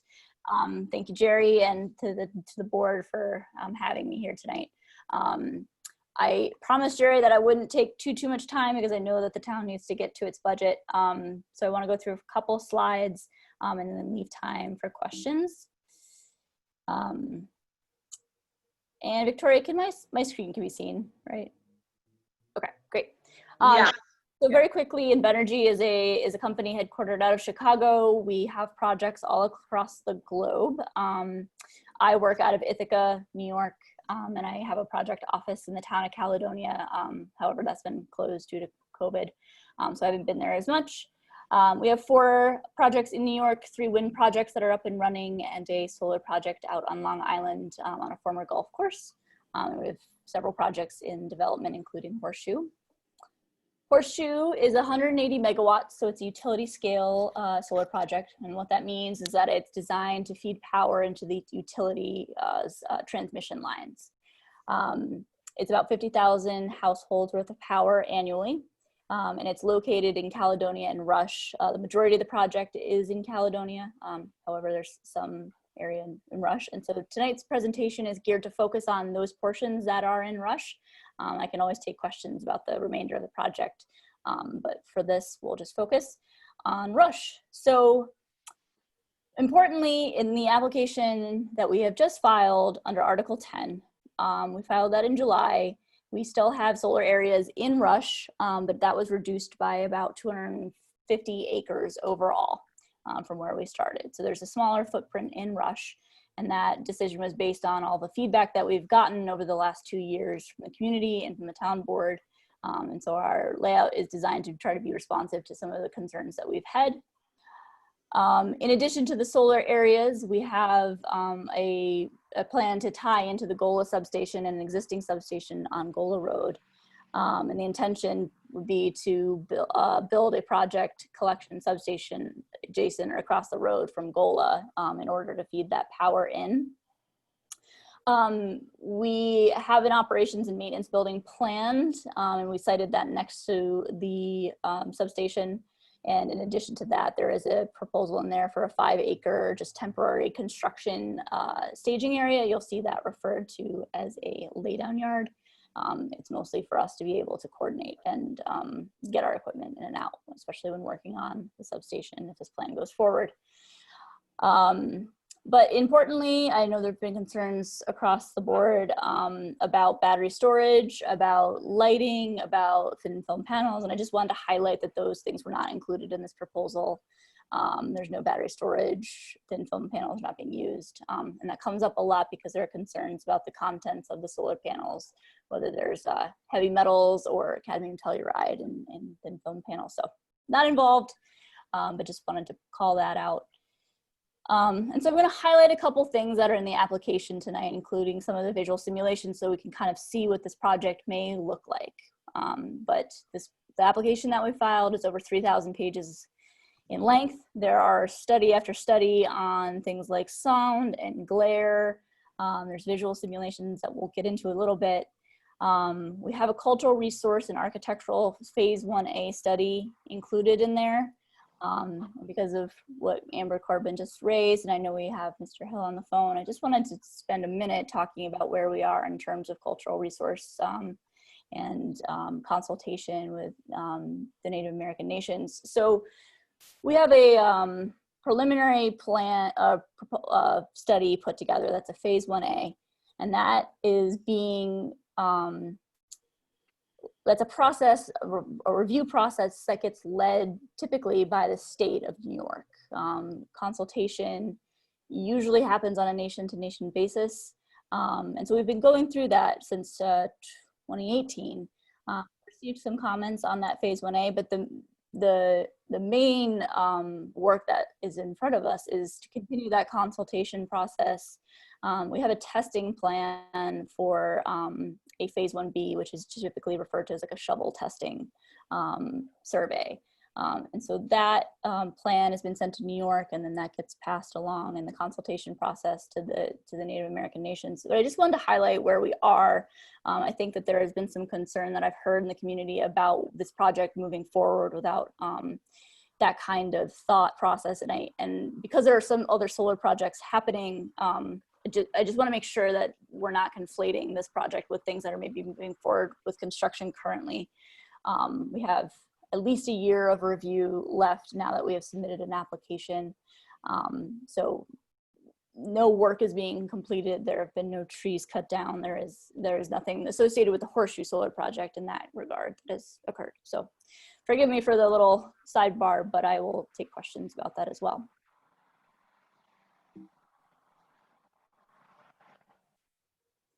So a little bit of boring at Article 10 nonsense here. We've got the Article 10 application submitted. We started this process in 2018. I've included links here where you can go and see the full application. But I think that the timing is important to understand so that we know where we're at. So within 60 days of the filing of our application, we'll get a notice of determination whether that's complete from the siting board. We typically get requests for more information, and so there's a little bit of a back and forth to get all of that settled so that we're at a complete application. And once that happens, it's about another 12 months of review. In addition to the application, we sent in a check for $180,000, and that replenishes the intervenor fund for the local groups and municipalities like the Town of Rush and Residents United to apply for more funding so that they can continue to be involved in this process, so that money is not a barrier to hiring the consultants or legal counsel that you might want in terms of being involved. So the first thing I've included is a map, and this is to show you where we're at and where we started. So everything in gray is area that was initially included in our proposal for the Town of Rush, and across the river to the west is the Town of Caledonia. And everything in purple is what remains. So this is just showing you that, a couple hundred acres that were removed and then where we're at. So just to orient ourselves for a moment, up to the northeast, this is on East River Road, and heading down, this field is also off of East River Road, and this road here is Stull. And then down here to this larger purple bubble is Gola Road, where the substation is, and that would be where we would plan to interconnect. So the visual impact study, there's a large study in the application, and I've taken some screen grabs out of that just so we can talk it through. This is one of the planting plans that our consultants had recommended, but what their process was to take viewpoints from the town and take recommendations from stakeholders about where the most sensitive viewpoints are. And so there are a lot of viewpoints in their study, but I've just selected a few that really pertain to this conversation and the remainder of the layout in Rush. And I think that what was an important takeaway for me is that of the whole study area for this visual impact study, which is a 5-mile radius, only 8.5% of the facility site is estimated to be visible. And where it is visible is in the near range, right? So it's about up to half a mile away from the facility site.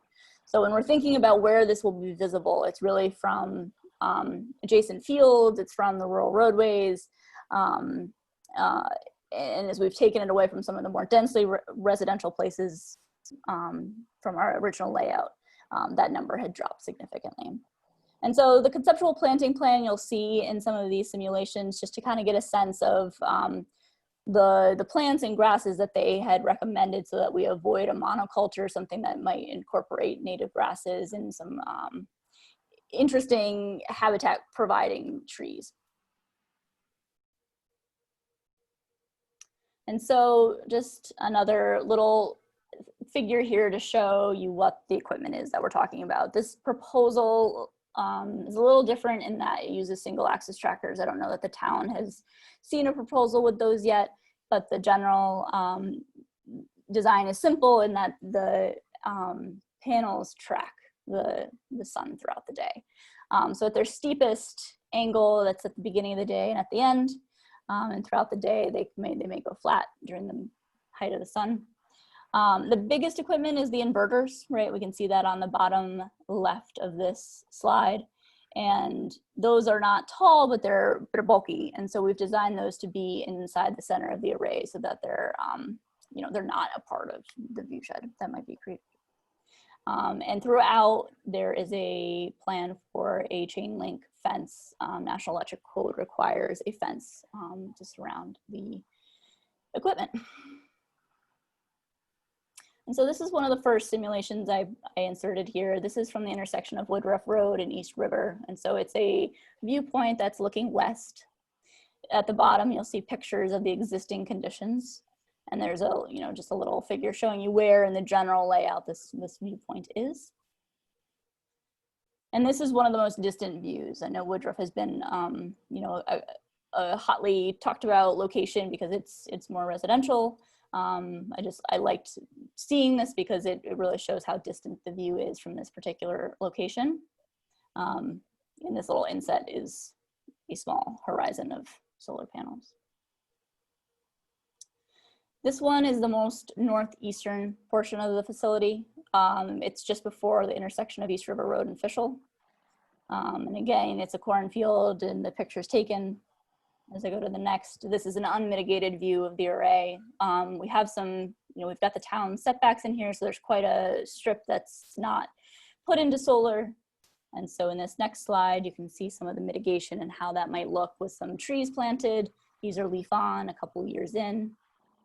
And then I wanted to include this in the event that this continues to be farmed, this setback area, this is what the view would look like. So it helps you to see what, from the side of the road, what the plane is that we're looking at.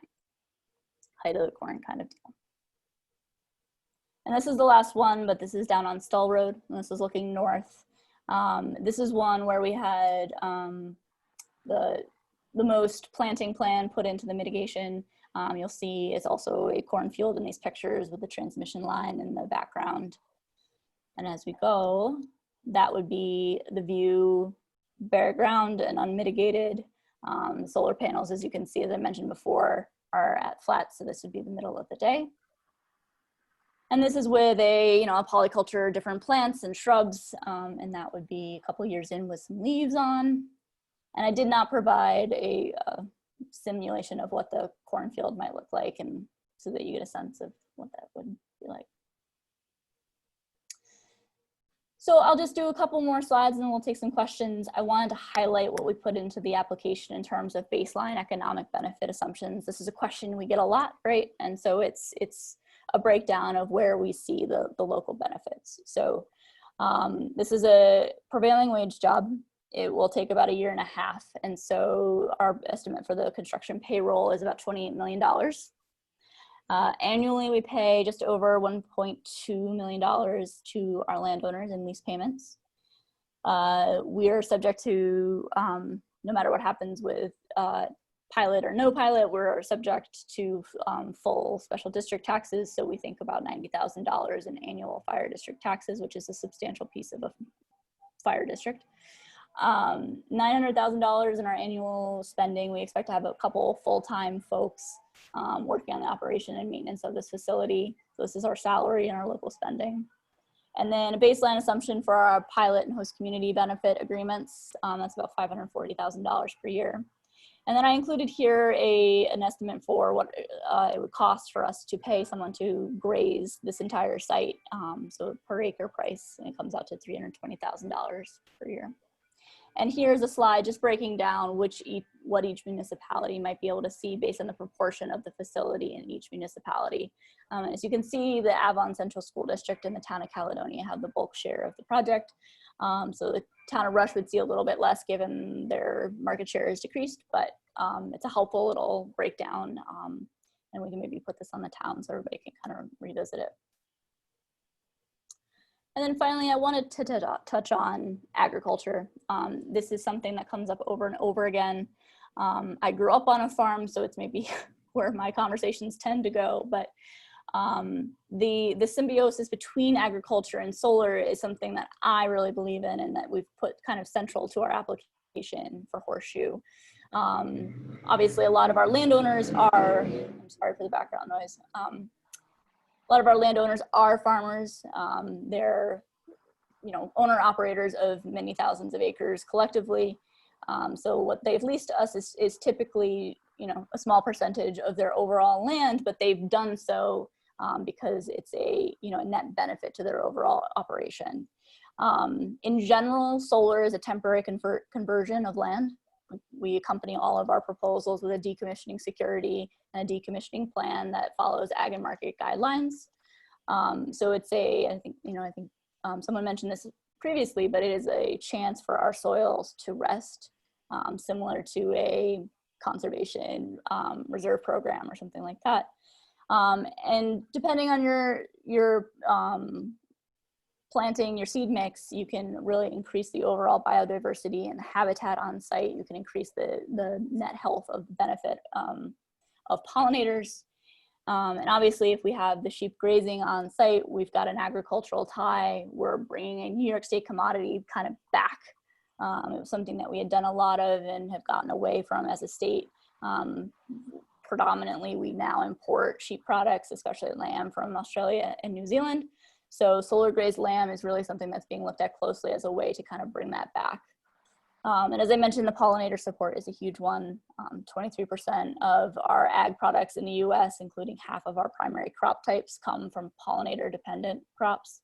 So it works out to be 1 out of every 3 bites of food that we take comes from a pollinator dependent crop. So when we hear about the declining pollinator species and we look at New York State's pollinator plan, our takeaway was that we needed to kind of centralize this in our application because it's important, and solar is a chance to kind of move that needle back.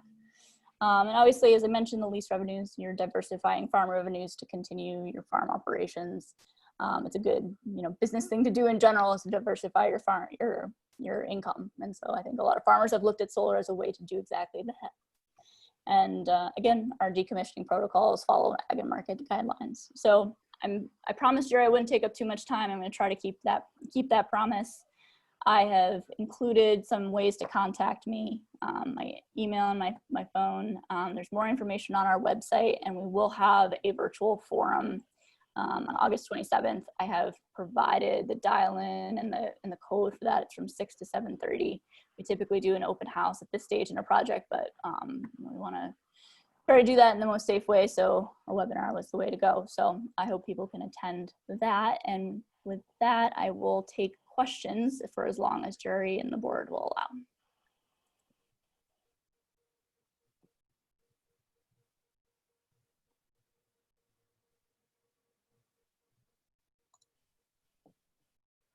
Jerry, do you want me to offer for people to use the chat feature or just to unmute themselves and ask a question? Being the manager of our Zoom platform, Victoria, what do you think would be appropriate? Let's go with the chat function. Okay. So if anybody has a question, you can type it in to everyone in the meeting, and then Kate will be able to look at the chat and can respond to the questions as well. If you want to unmute yourself and ask it verbally, that's fine too. I've also just posted my contact information and the links to more information as well as the virtual forum in the chat.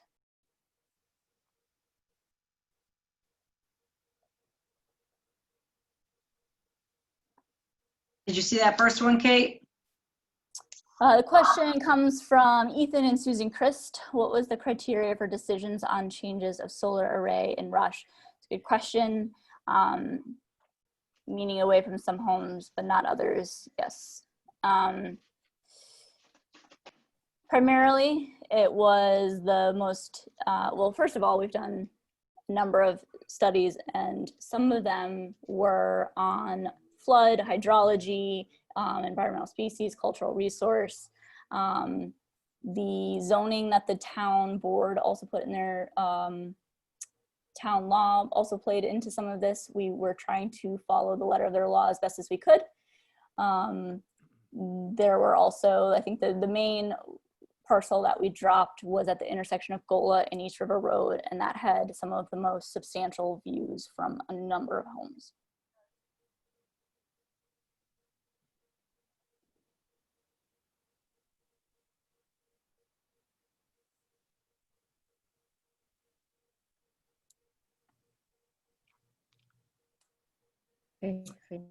Hello? Sorry. Hello? Yep, we can hear you. Is it Kalika? Hi there. Yes. Hi. Pauline, I'm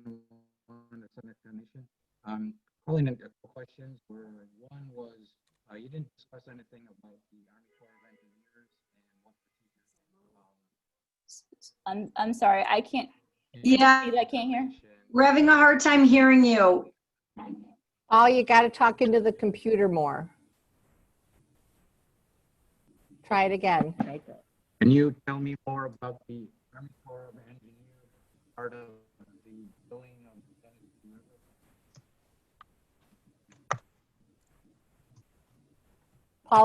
Paul, can you repeat that and talk a little bit louder into the microphone? You started off strong, but then you faded off.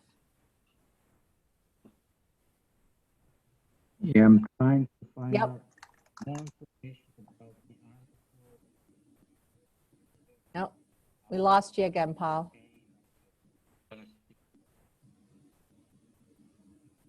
I'll type it. Okay. Okay, you're gonna type it? Okay. While they're typing, we have a handful of questions. Arthur asks, do you have a ballpark of how much of the project will affect current crop fields and how much will affect dense vegetation?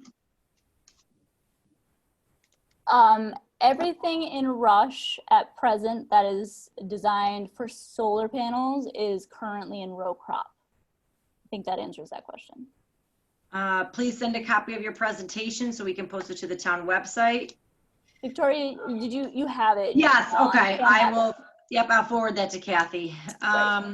Why did the Gola property, well, hang on, my screen jumped. Why did the Gola property not surface as protected property or approved?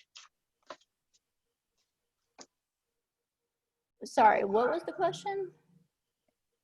Why did the Gola property not surface as protected property or as approved? I'm sorry, I don't think I understand that question. Okay, we will skip it and move on to the next one.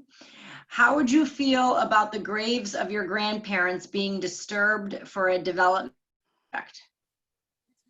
So this is where the consultation between the nations and the state and us is crucial for us to understand the impact, the implication, and the locations of resources. We've been provided some locations and sites, and so you'll see in our application locations that have been avoided, but that's where the back and forth and the information from the nations is really important for the process here.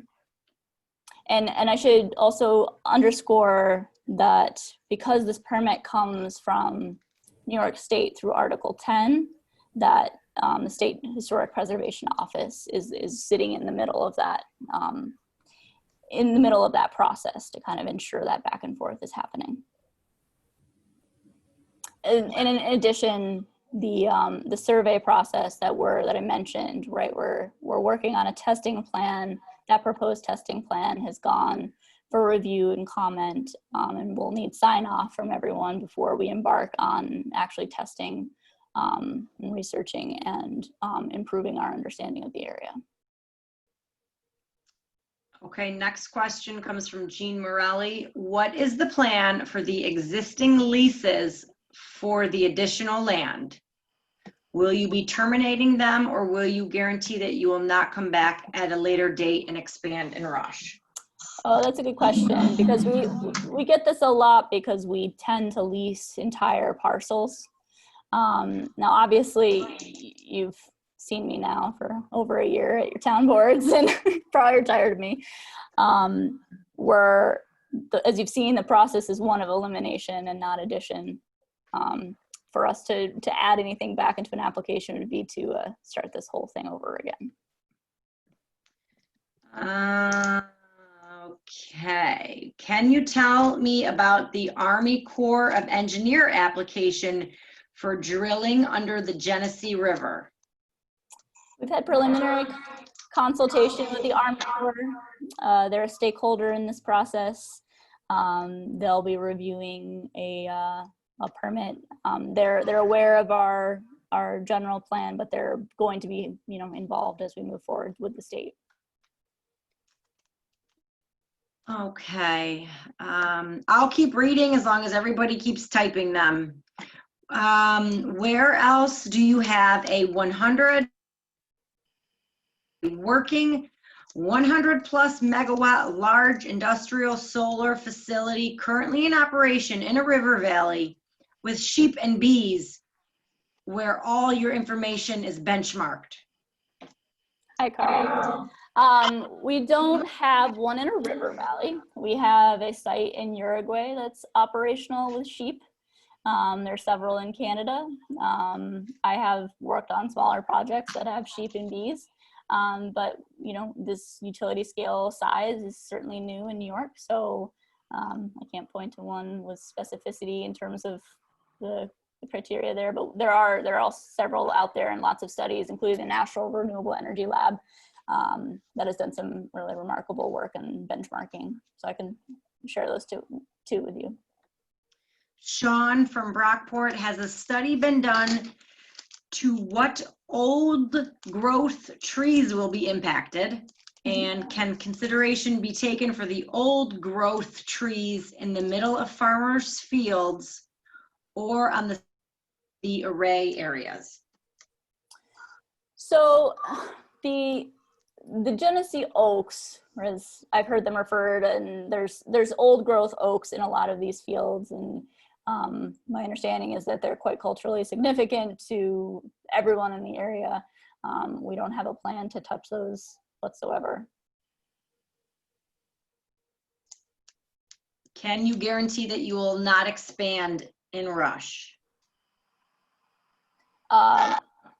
This Article 10 proceeding is well underway. The application that has been submitted is the one that is being reviewed. Okay. Why did the Gola property seem to be approved by the state or Horseshoe, given this was a sacred property and Amber mentioned in the Rush plan? How did this get missed? Horseshoe nor Gola Road are approved.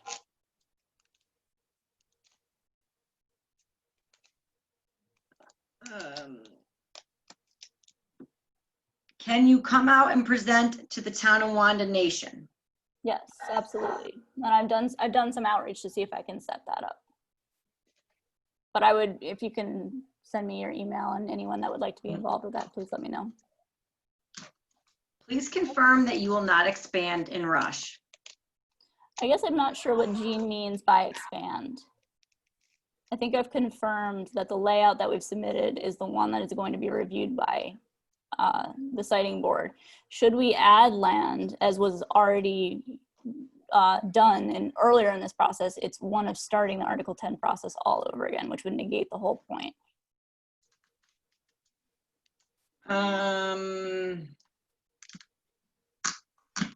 Jean, I'm going to, why don't you unmute yourself, Jean, because I'm not going to clearly articulate what you want to discuss.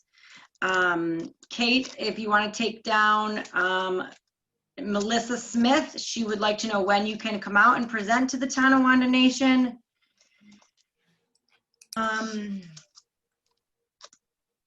John Kamen, since you indicated that this is a process of elimination, will you be terminating leases on lands you are not using for Horseshoe Solar? Again, I think I've answered this. It's a symptom of how we've leased land, which is that we have leased entire parcels, not 40 acres on a parcel. So when we file these maps and we file these applications, it's very important to the siting board that we show where we have land control. All right. So we've proposed on every parcel that we've leased, we've demonstrated that in every map that's been filed. There's no hidden leases out there. All right, Jean, where are you? Trying to find you on my screen. I'm here. Oh, there you are. Okay. Okay. So there are currently leases on many hundreds of acres within the town of Rush.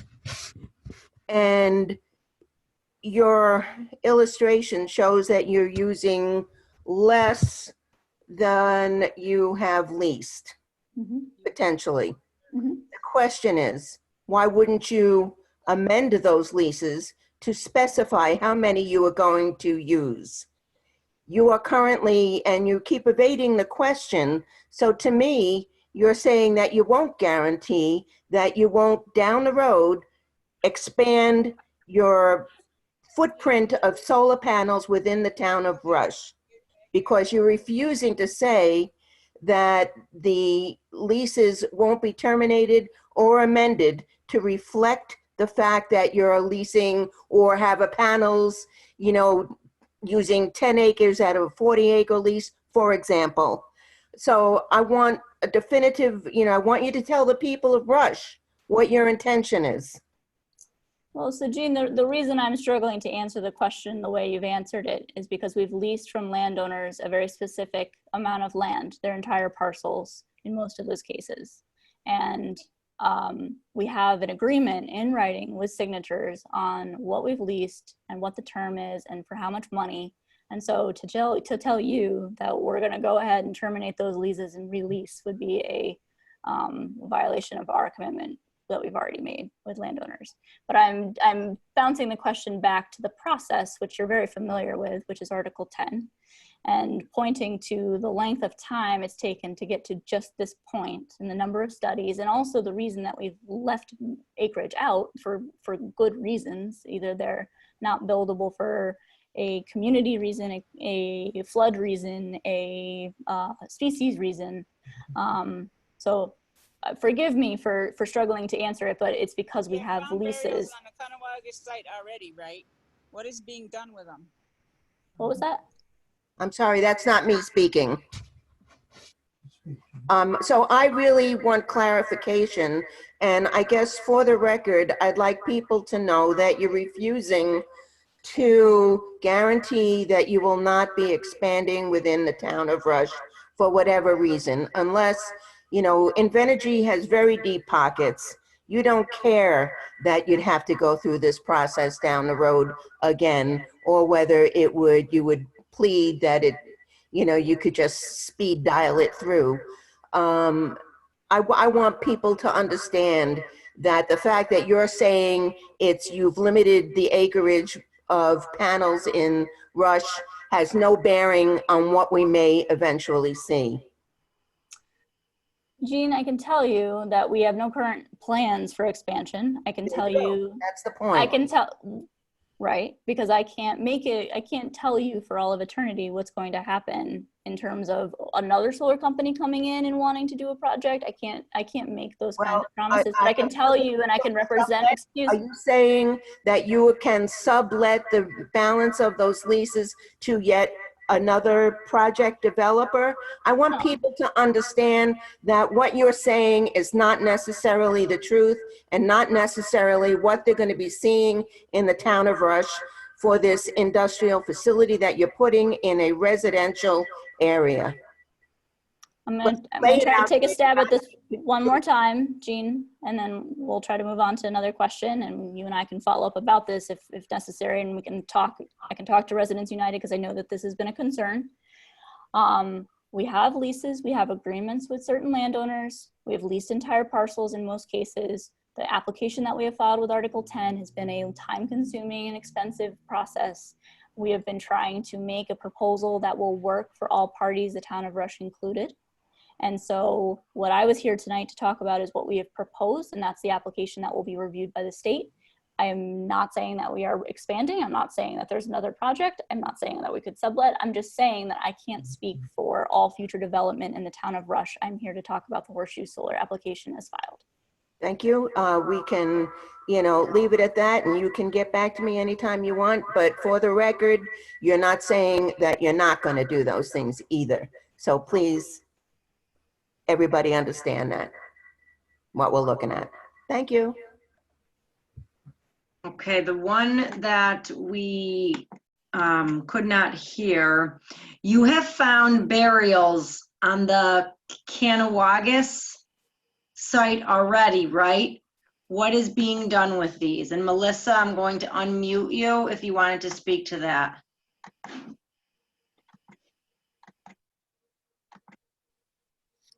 Melissa, are you there?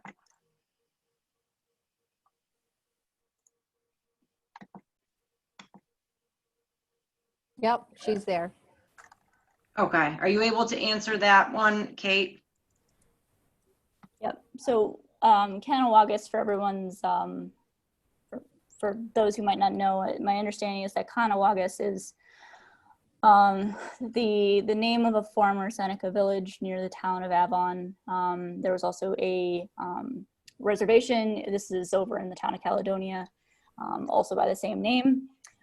We have not done any testing. We have not found any burials. We've not been out on site. The only work that's been performed by Horseshoe in terms of this research, starting this research, has been to do it's like a research project that the Pan American consultants or archaeologists had put together, and that's just a literature review of what's out there. So just to stress, we have not started construction, found anything, or been out in the field testing. In fact, the testing strategy and plan is what's in front of the state and the nations for review and feedback and comment. So I hope that answers that question. There might be something I don't know that might be unrelated to this particular project.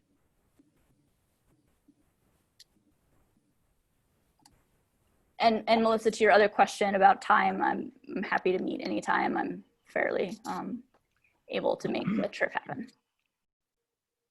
This is Jerry. Because we have a budget meeting that we have to adjourn and get into, and because Kate has given a great deal amount of her time to answer questions already, I'd like to ask that you get in touch with Kate. She's very willing to talk with you at length, and you can ask your question and have her as a private source. Anytime, and I've just put my email into the chat. And Jerry, if at some point you want to have me back, I welcome that as well, and I thank you for the opportunity, and I acknowledge there's some unanswered questions, so please, encourage everyone to get in touch, and this presentation will be on the Horseshoe website as well as the Town of Rush. Thank you very much. Thank you. Thank you, Kate. All right, I know that's a very, very interesting subject for many people, and I hated to cut it off, but as I said, we don't want to go into midnight if we don't have to. The next thing on the old business agenda is the appointment of support council for Tier 3 solar. Now, I'm going to let Amber Corbin reveal what that is all about. It's our intent to maintain as much transparency as we can, and we want people to know what we're doing, what we're up to. So I'll turn it over to Amber and she can explain that. Thank you, everyone. The Town of Rush at their special town board meeting on July 31st, after many weeks of consultation with our own town attorney, have decided to appoint a special counsel for our Tier 3 solar. The town has hired an environmental attorney that's an expert on Article 10. We want to have skin in the game for our town. Gary A. Abraham will provide representation in the Article 10 proceedings before the New York State Public Commission and Siting Board. Mr. Abraham's first order, he couldn't be here tonight because he's very busy working on behalf of us, is applying for intervenor funding for the Town of Rush, which I believe the deadline is this Friday. So he's very busy. This is funding, as Ms. Millar stated, that municipalities and citizens groups can apply for to help us pay for legal fees so that we can best protect our town as these industrial solar facilities come forth. We will reach out to Mr. Abraham, maybe hopefully for the next town board meeting, to give us his proper introduction. And that is that. Thank you, sir. Thank you, ma'am. Moving on to number 6, filling the board vacancy. This is a ongoing desire of mine. We were at a 2-2 situation after I took the supervisor's office, and unfortunately we had a resignation of another board member, which put us down to a 3-board count. And that's a very precarious position to be in, because it could limit the ability of the town to conduct its business. So I would once again like to approach the appointment of a temporary town board member, the same town board member that we've talked about before. She's not a town board member, but we'd like her to be, because we think she could add great value and great skill set to the job. So I propose a resolution to hire Jean Murley on a temporary basis to fill the one of the vacancies currently on the town board. Do I have a second? I will second it. Which, for purposes of the record, which seat is that to fill? That would be the seat that was vacated by Councilperson McCarthy? McCarthy. Thank you. Okay, thank you.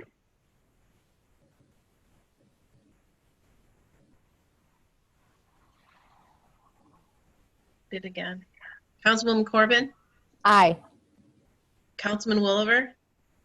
Nay. Supervisor Cusey? Aye.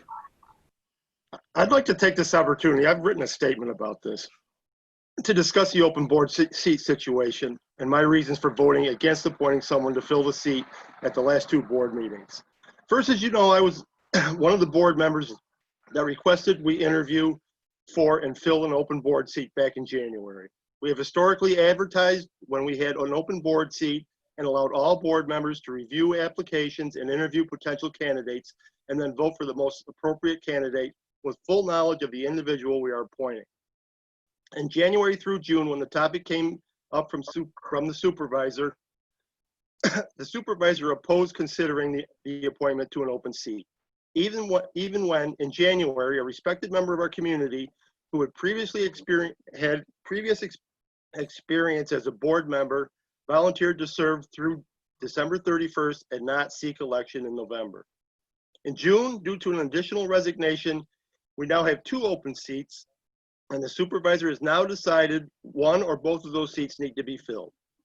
At the July 9th board meeting, a motion was made to appoint an individual to one of those. I oppose that motion.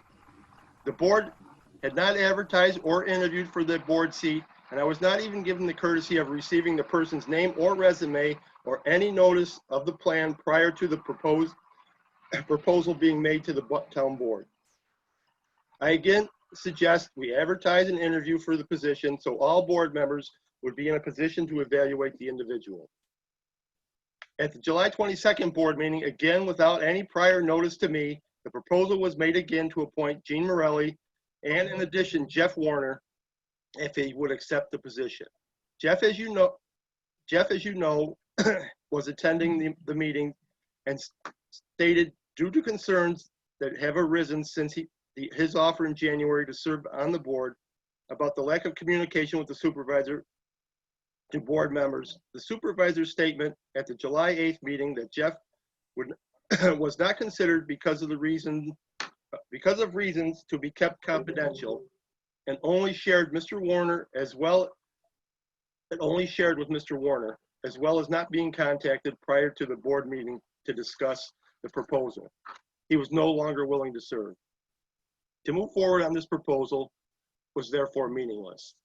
The supervisor also stated in July he would not consider some individuals who indicated a willingness to serve, as he would be unwilling to consider someone for the appointment that may have long-term political motives. It is interesting to note that the recent Board of Elections public financial disclosure statement filed by one of the candidates in the Republican primary showed donations of over $400 by the husband of the supervisor's proposed board fill-in nominee. That seemed to be pretty significant political, financial, and solvent, and a disqualifying item based on the supervisor's criteria. I certainly understand the difficulty and risk of operating the town with less than a full board. That is why I'm requesting interviews for and appointing a town board member at that is why I requested interviewing for and appointing a board member at virtually every town board meeting between January and May. I do, however, believe it is in the best interest of the citizens of Rush to appoint an individual or individuals that have not been vetted. I do not, however, believe it is in the best interest of the citizens of Rush to appoint an individual or individuals that have not been vetted by the full town board or for which I've been given no prior notice, no resume, and have no opportunity to interview. So I agree with Mr. Morelli, who just said we should let the voters decide. With the election just 3 months away, I think we just leave it up to the voters and carry on as we have been. Thank you. Thank you, Dan. I cannot fault 90% of what you said. However, I can tell you that things have changed, which you didn't make reference to, and that's okay. We've got to move on. I don't want to really take up the residents' time with something that has been ground into the earth and no resolution. So we've got to move on. The 7th item under old business is another subject that's near and dear to my heart, and that is a proposal to providing the deputy supervisor with compensation. The deputy supervisor has worked tirelessly since her appointment in January. She has added a lot of value, and a lot of people wonder why she is no longer involved like she previously was. And they just don't understand that it was because people felt that she shouldn't be involved in some of that stuff. So I would like to re-engage her in a lot of work that needs to be done. It's not work that I could do. I'm doing a lot of work. It's work that she could do and she has an interest in doing. So I'd like to propose a compensation package to the deputy supervisor in the amount of $5,000 for the year 2020. Do I have a second? I'll second that. Councilwoman Corbin, Aye. Councilman Wolver, Nay. And I have some, if we're gonna put her on as an employee, I think we need a job description and a list of duties that she's gonna be asked to perform, something that we could base our pay on. And then where would this come out in the budget? Does this come out of the supervisor's budget, or where would the money be coming from? Well, we budgeted for a board seat that hasn't been filled since January. I understand that, but it doesn't, it's not Are a you gonna board let seat. me finish? Go ahead. Thank you. We budgeted for a board seat that hasn't been filled since January. We've also got the remainder of a board seat which was vacated in June. I don't think the issue is funds that have been budgeted to pay her. If you are telling me that you will approve her appointment for, or not her appointment, but her compensation package, if we provide a job description, is that what you're saying? I may, I mean, I didn't get this till this afternoon, and I haven't had a chance to really look into it, but we should have a job description and the duties that she will be paid to do. Do you have a job description? I don't have one. I just got this thing this afternoon. I haven't had time to look into it. Well, if I could say something to both of you, before being elected, I observed the previous town board approve a temporary appointment for a building clerk assistant for every 3 months, 6 months. It went on and on and on. You seem to not have any concern about appointing because of the amount of work that needs to be done. And Dan, you and I know the amount of work that we are putting in, and we cannot do the work of 4 board members between the 2 of us. We don't have a town board liaison. I'm sorry, we don't have a library board liaison. There's so many different things, so many things coming down the pike. The current deputy supervisor has shown she's capable of organization, running these Zoom meetings, allowing 70 people to be part of this process. She's held our practices for us.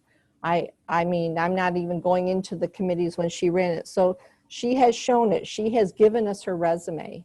And I would like to propose again, because if you are willing, it's the right thing to do. It is, but I got this stuff at afternoon today. Why don't we put it up till next weekend or next town board meeting? What stuff are you referring to? This compensation memo that you got that she should be compensated. You mean the agenda? No, you sent an email out this afternoon that explained why you think she should be compensated. I had it right here, but I don't see it. Section 42 of the New York State Town Law, New York State Controller's Office Supervisor. The non-discriminatory policy that we're required for the deputy supervisor under New York State statutes to be compensated.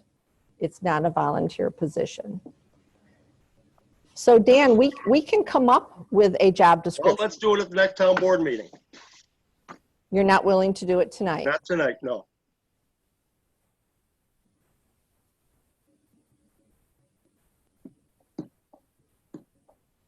All right, then, you want me to finish the roll? yes, please. Supervisor Cusi, Yes, aye. Dan, thank you for sharing your opinion, and we will see you in 2 weeks. Thank you. Okay. Sorry, Victoria. But 2 weeks. Now we'll move on to new business. And we have the standard workday resolution by Town Clerk Pamela Busey. Well, the standard workday resolution was submitted to the town board. It is something that is required of anyone that is in, or the appointed and elected officials that provide a 3-month calendar of their jobs and their hours. And there is a formula that is very complicated that the finance director puts together and provides to me. And I've submitted it to the town board as something that we are required to do. And if I may have your approval in doing that, Town I will clerk, do can the I just- affidavit and Pam, can I just ask a question on the, there's a standard workday hours per day, mhm. and then 3 columns over, days/month based on record of activities. Is that the 3-month documentation that they submit to you, and that those numbers get calculated, and that's what is reported? Mr. Klimek, can you answer that because it is so complicated? Okay. Oh, Dan, you just muted. Unmuted. How about that? There we go. That's good. Sorry. Yeah, this is a really kind of a complex computation. The purpose behind this relates to the New York State retirement system, and we use those hours to report for those salaried and elected appointed officials who do not fill out time sheet information on a regular basis. And what we do is we ask them, I believe it's every 7 years, to go through a 3-month window very conscientiously to determine how many hours they work and the type of tasks that they work on a daily basis for that 3-month window. If they have vacation or if they're off, then we have to extend that. We then calculate that, and then based on whether they're a part-time position or a full-time position, again, the denominator is a little bit different, and we come up with an hours computation on I believe it's a weekly basis. Pam, again, Right. I did this, I did this about 2-3 months ago, so I Yeah. don't have it right in front of me. So we prepare that. Again, we are required by the Comptroller's Office to provide this. It does require a board resolution to confirm the computation that is done for the state retirement system. And again, as I say, the whole sole purpose behind it is for reporting hours worked for the retirement system for any of the elected and or appointed individuals who are salary based to report to the state what hours they work. Does that help?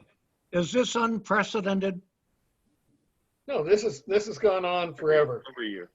What is it? Is it an upgrade to what we currently document? No. This is just a report. It's not part of our monthly report of that goes up to the state. This simply is telling the state this is that we've gone through and done the 3-month exercise for those individuals, have calculated an hourly or a daily amount, if you may, that they work on a monthly basis, that we can then use when we do the monthly reporting of compensation. Okay? Why haven't we done it historically? We have done it historically, Jerry, every year. Every year. Without fail. So then this is precedented, and it's just a requirement that we establish it as part of our business operation for this year or the next year. Yeah, every year we will do this. Every year we will come up with a calculation, and again, depending, as I say, the salaried appointed individuals do not have to do this every year. They have to do it, I believe it's once every 7 years. I may be wrong on that. I have, again, as I say, I don't have my notes in front of me, but based on that cycle, then we update the hours that we have for those individuals. And then we have to provide by board resolution that these are the hours that those individuals are working. And again, the basis for it is a 3-month calculation of hours that they are working. And again, it's standard, it's standard. It happens each and every year, Jerry, It's a requirement of the comptroller's office. Thank you.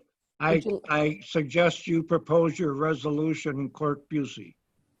Do you need me to read it, Pam, or do you read it? Yes, you do. Okay.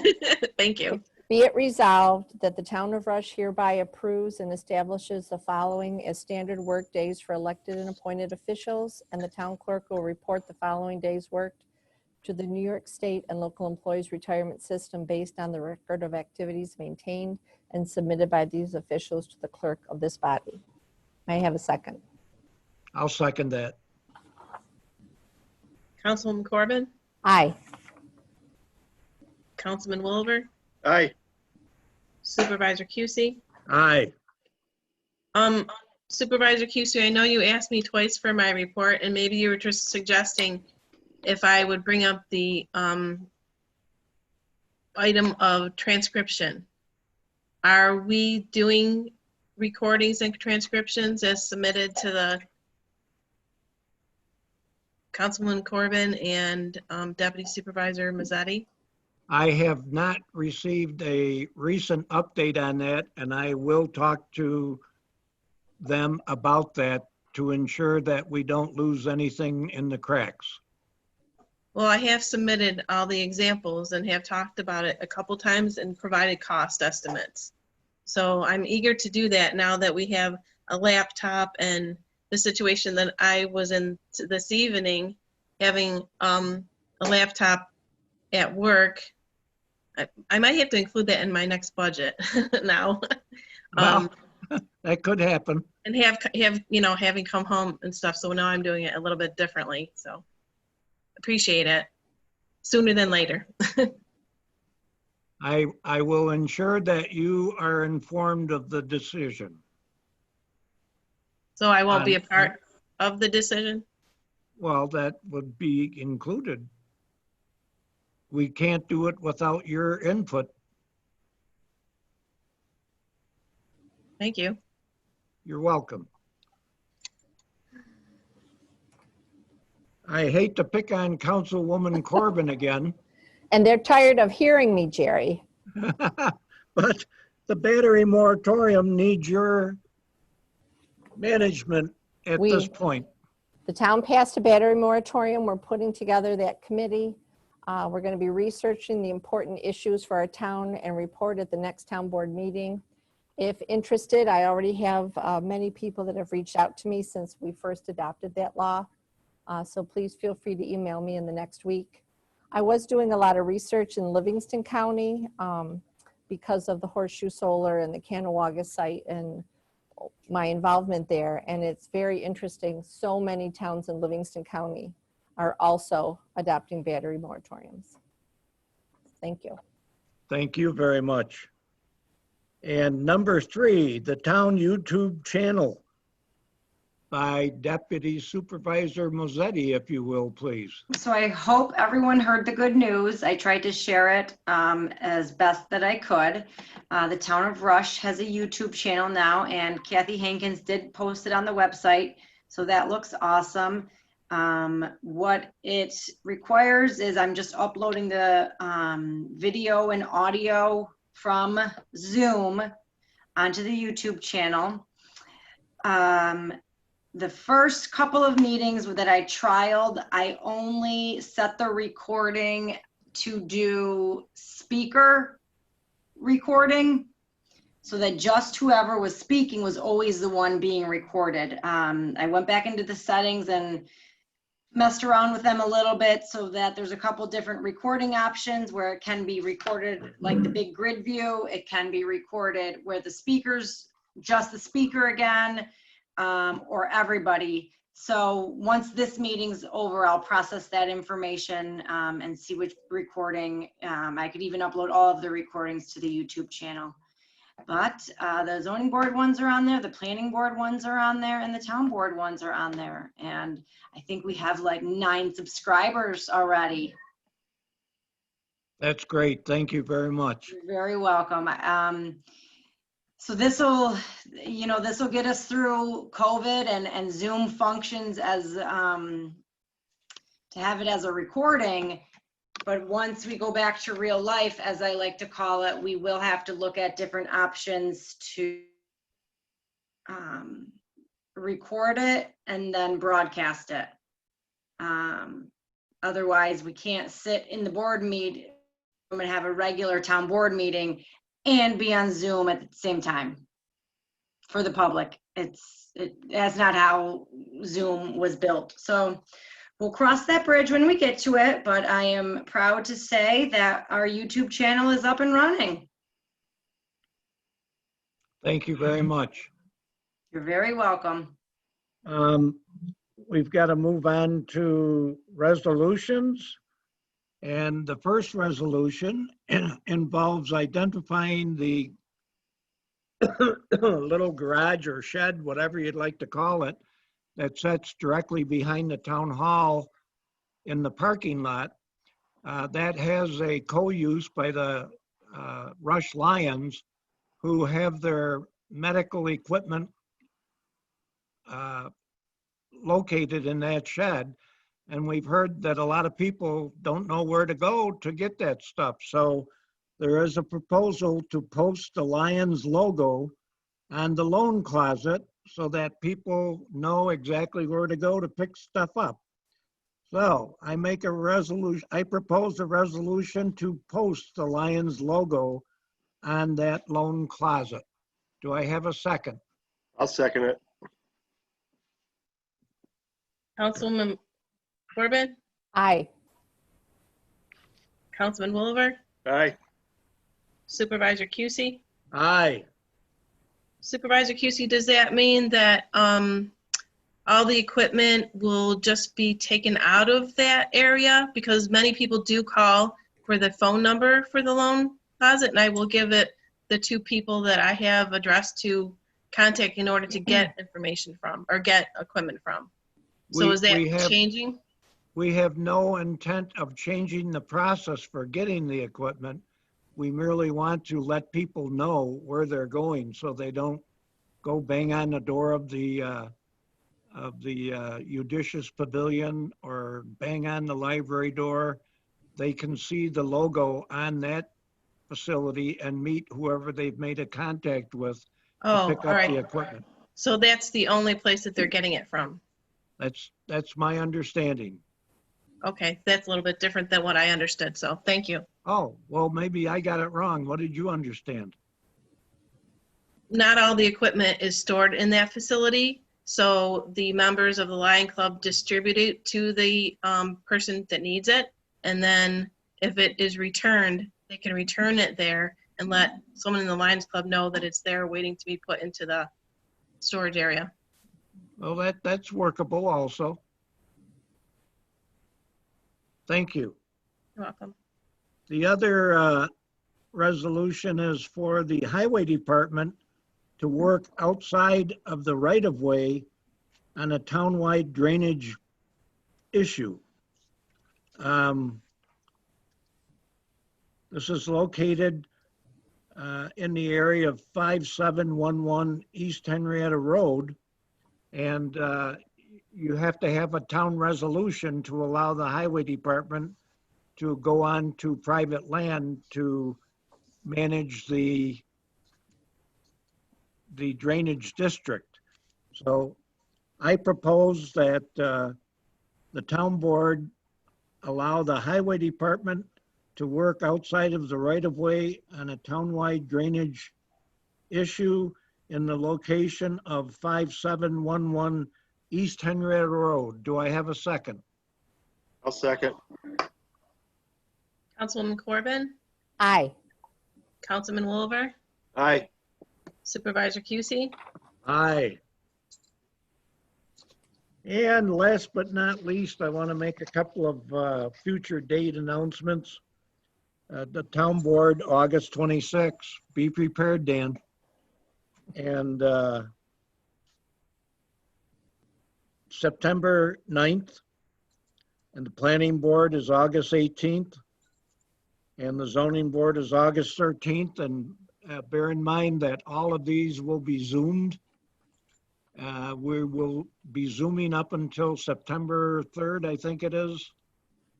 or close to that. So I hope that all of you continue to join in the Zoom process. It's rewarding to me to have almost 60 people, and I hope you continue to attend. We are going to adjourn this meeting after the public comment period. And I want to make sure that everybody knows that you're welcome to stay for the budget workshop, which will take place immediately afterward. Deputy Supervisor, did you have a comment you wanted to make? Yeah, a couple weeks ago, just along the same lines of the future dates, a couple weeks ago, I emailed if there was a zoning board meeting set for September. And I do not know. I think it's slated to be, let me look at a calendar. September. He hasn't been canceled. Okay, so it is happening on September 17th?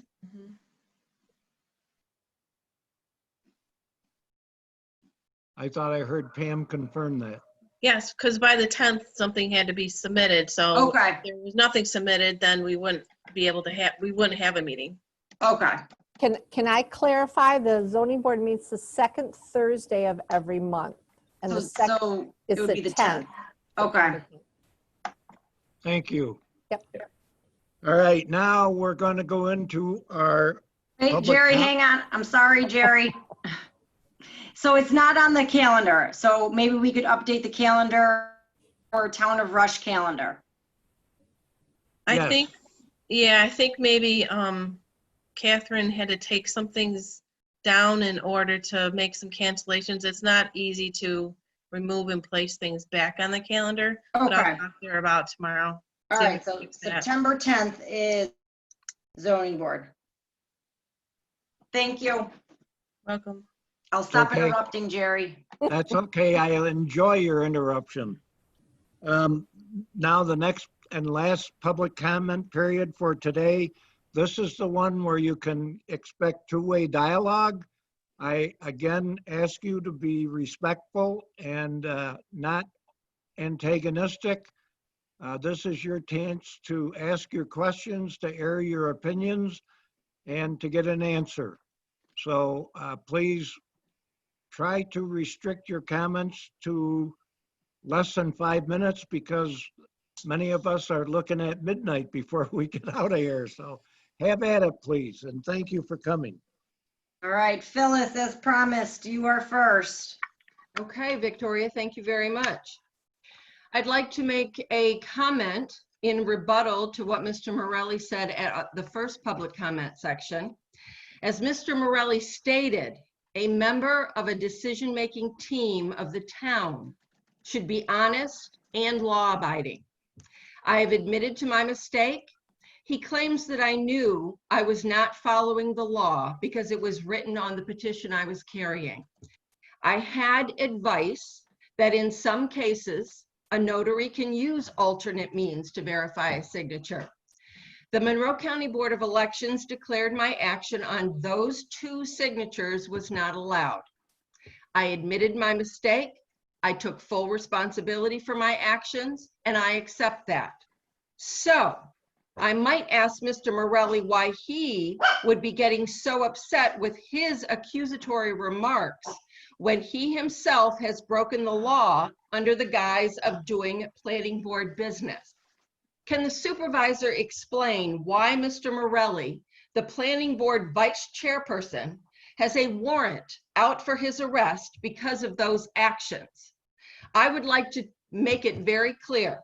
As far as I am concerned, the incident or the perceived illegal behavior of mine has been resolved. The Board of Elections ruled on it. As far as I am concerned, this issue is closed. And if Mr. Morelli continues to pursue it, I will speak with an attorney about filing a libel suit against him, which would make 2 warrants out for him. So Mr. Supervisor Cusey, can you explain why Mr. Morelli has a warrant out for his arrest right now? Well, Ms. Wickerham, I hope you can believe what I'm going to say because it is straight off the top of my truth. And that is, the last time I checked on this situation, I was not aware of a warrant out for anybody's arrest. So what you're revealing is something that's new to me, and I'm certainly interested in looking into it, but I don't know anything other than that to respond with.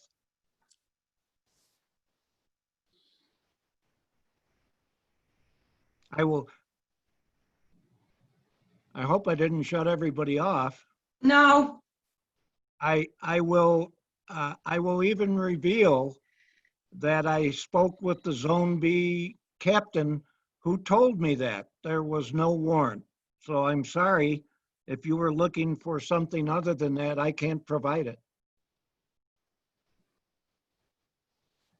There's a lot of questions going on in the chat area, Victoria. Do you see that? yeah. I was gonna say something smart, but I won't. I'll refrain. So Kathy Hankins wanted to make a comment. Joanne Scanlon wanted to make, Jeff Werner, John Morelli, and that is it. So I have Kathy, Joanne, Jeff, John. So Kathy, you're up. All right. First, thank you for putting the Lions decal on the loan closet. It's really a way to identify the Lions in the town. So as a Lion, I really appreciate that. So, and I'll let them know. Second, just in response to Dan Wolliver's comment, the deputy supervisor is, and I saw all these messages coming in the chat, the deputy supervisor has a job by the statute. I've taken on becoming the secretary for the supervisor, and that also has a job defined by the New York State law statute, as well as the finance director. So these jobs are defined. They don't have a job description that comes out from a human resource job description. They're not a, Pam as the town clerk has a job description that is by the statute, requirements, legal requirements. And when I started to do the research that Jerry asked me to do, we are liable, responsible to be compliant to the state law. And compensation means financial compensation in the state of New York. And the longer you wait, Dan, so I would actually ask you to revisit that. The longer you wait, the more our town is non-compliant to some very basic, simple messages. And then in the chat, it kept going back, should we have had should we have had job opportunities? The statute says that the town supervisor can appoint whoever they want, as long as they're eligible to serve as a supervisor. And in the state of New York, that's an age requirement, an eligibility requirement, and as long as he does it within 5 days of taking office, which he did, and Victoria Mazzetti qualifies beyond the qualifications of so many people who have come to our board. And then the only other thing, Mr. Wolliver, because I just have known you so long as Dan, but to bring up that there has always been resumes, there's always been a process. I, for one, know that that is not true. And I, for so many times, have seen it be such a partisan review. We are not talking about who's going to be in those seats in January, but it is just disingenuous not to think that this town, with all of the issues that they have to face in terms of solar, all the concerns that they have to face in terms of citizens coming into our town after the pandemic impact, and all of the concerns that people are raising, not to have someone coming into that office. And if you want to start to look at who gives money to who, well, then we would really have a whole nother time. And I'm sorry I'm making maybe more than 2 comments, but the last comment is the chat room in a board meeting. This is still a formal board meeting. And it was not only distracting, It was so heartbreaking to think that we are having this forum be used for any kind of political back and forth. It's not appropriate. And it's not what was intended by having us have an opportunity to speak the truth. So that chat room had a lot of untruths in it, and that's why I have spoken out. But we have to get back to some really basics. But it's not a place for that kind of back and forth, and it would almost be like having conversations within the boardroom. If you wouldn't do that, don't put it in the chat room. We're all looking at it, thinking that it's something substantive. Thank you. Thank you, Kathy.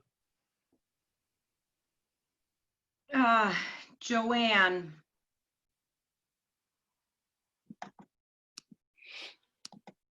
Yeah, hi. I just had a couple of comments, and just Victoria. First of all, I know you're doing an awesome job. You have a lot going on, and I think the issue really is more that there needs to be something written on record, on hand, as to what Victoria is expected to do. So she's not taken advantage of, that she's not asked to do things that really she, is, above and beyond the call of duty, so to speak.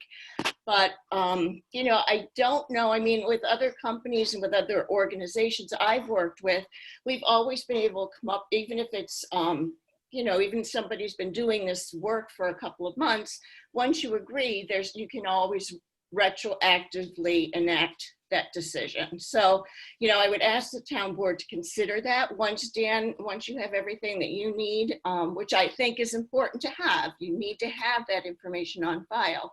I would ask that you consider making that retroactive so that she gets paid for some of this work that she's been doing for a while now because of COVID especially. So I wanted to just address that with you, Victoria, and, understanding, where the two sides are coming from.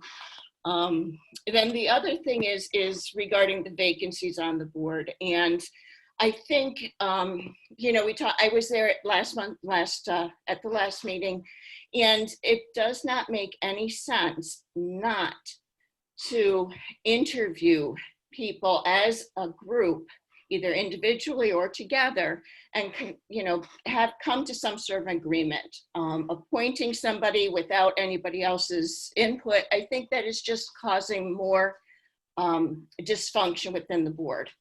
And so, I really think that that should have been taken into consideration and should probably have been done earlier rather than later.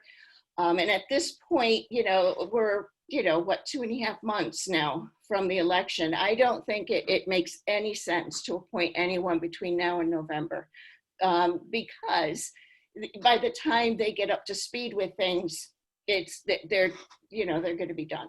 So, those are just the two comments that I wanted to make. Thank you very much, Joanne. Thank you, Joanne. Jeff, John, Arthur. Good evening. Question I have tonight is for Amber. Amber, I'm gonna, not to put you on the hot seat, and there is no right or wrong answer here because I don't know if I know the question I'm asking. But I know you work in the solar, or you're kind of representing the town with most of the solar. Can you explain in layman's terms more about the intervener funding? How $180,000 sounds like Horseshoe wrote a check. They wrote it to the town of Rush. They wrote it to the Residents United. Who monitors it? Is John Mancuso part of this, or our town attorney part of it? Just where's that money go? That's a good question, Jeff, and I may not do it justice, but I'll do my best. For your project, you're a tier 3 in our local solar law. And we know that a tier 3 project, which is not Horseshoe, that's Article 10, is required to put an escrow to the town to help pay for fees so money doesn't come out of our taxpayer dollars. Right. So we're good with that.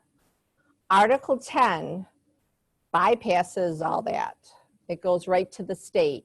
And if you have 180 megawatt installation, you're required, I can do the math, is it 1,000 a megawatt times 180? 1,000 per, okay. Right, so if you had a 50 megawatt, it would be 50,000. So 180,000 they give to New York State. They give to Albany, not to the towns.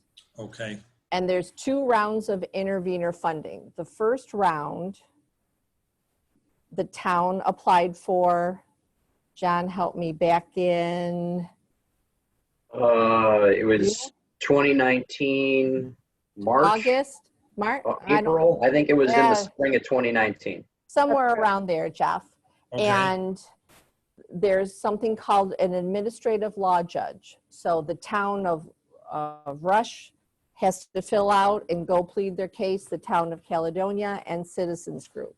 So at that time, the first round, it was Caledonia got 21,000, the town of Rush got 21,000, and Residents United got 21,000. That the application is now set by Horseshoe on July, whatever the date was, just a few weeks ago.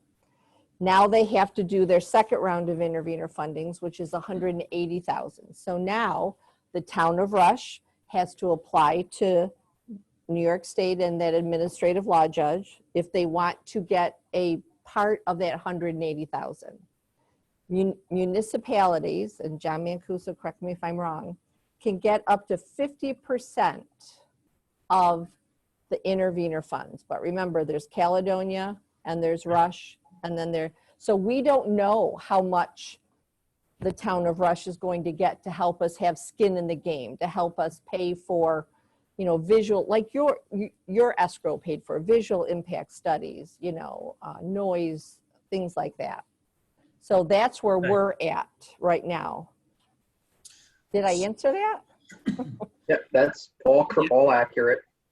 Yeah, so I guess, so now I have another question, if I could please ask. So we have the group Residents United that are, have their concerns on the Horseshoe and the town of Rush. So are they asking for funds also? And are they working with the town of Rush? Are they working parallel to the town of Rush? Or why not put the 2 funds together and go forward? I don't know. I don't know the process. I don't know what they're thinking, the different groups. I'm just curious how, you know, are we going to be getting, like last time we got information from Residents United and not much from the town of Rush. So who's the lead here, I guess, acting on the town of Rush's behavior? That is on our behalf, sorry. That is the special counsel that the town just hired, Jeff. Okay. That the intervenor funds, hopefully we will get a nice chunk, will pay for his fees so that we can make sure we have skin, as I say, skin in the game as to what Horseshoe wants to come in and I guess, you know, install their installation. Right. So do you know, as Residents United, have they applied for intervenor funds also? The deadline is this Friday. They have their own attorney, but I will let you know that last year, Town Attorney Mancuso and Residents United Attorney, they did work together. And because why would they both, in my opinion, why would you have 2 people working on the same thing when you could be working together? I agree, Jeff. Okay, and that's, I'm not asking anything other than that, Amber. I'm just getting to wrap my head around when Kate mentioned $180,000. I know with attorney fees that can be chewed up pretty quickly, but let's use it as smart as we can. Exactly, and experts, especially with the, you know, the archaeological significance of that area. So, okay. Thank you, Jeff. Those are great questions. I hope I answered them. You did. Thank you for I probably have more down the road as I think about it as I'm out in the tractor working, but you can call me or send me an email. I'll call you or send you an email. All right. Thanks, Amber. You're welcome. Hey, Jeff, Thank can you just Jeff. state Thank you, Amber. address for the record, please?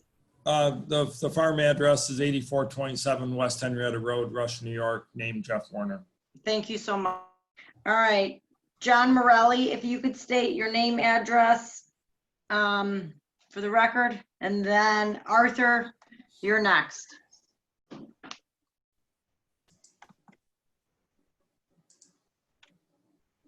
You need to allow the video there. Is that working now? Mm-hmm. Yes. Okay. John Morelli, 535 Five Points Road. And what else?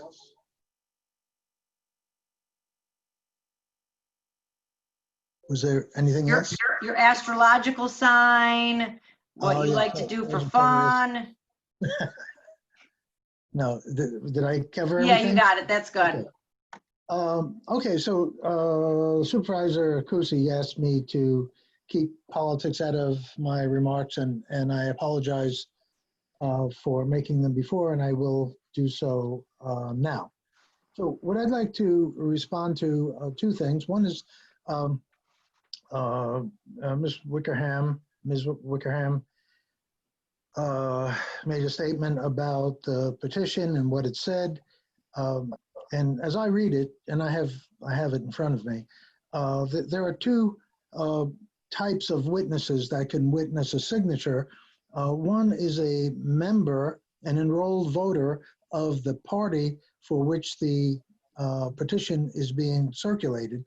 And in this case, it was the Independence Party.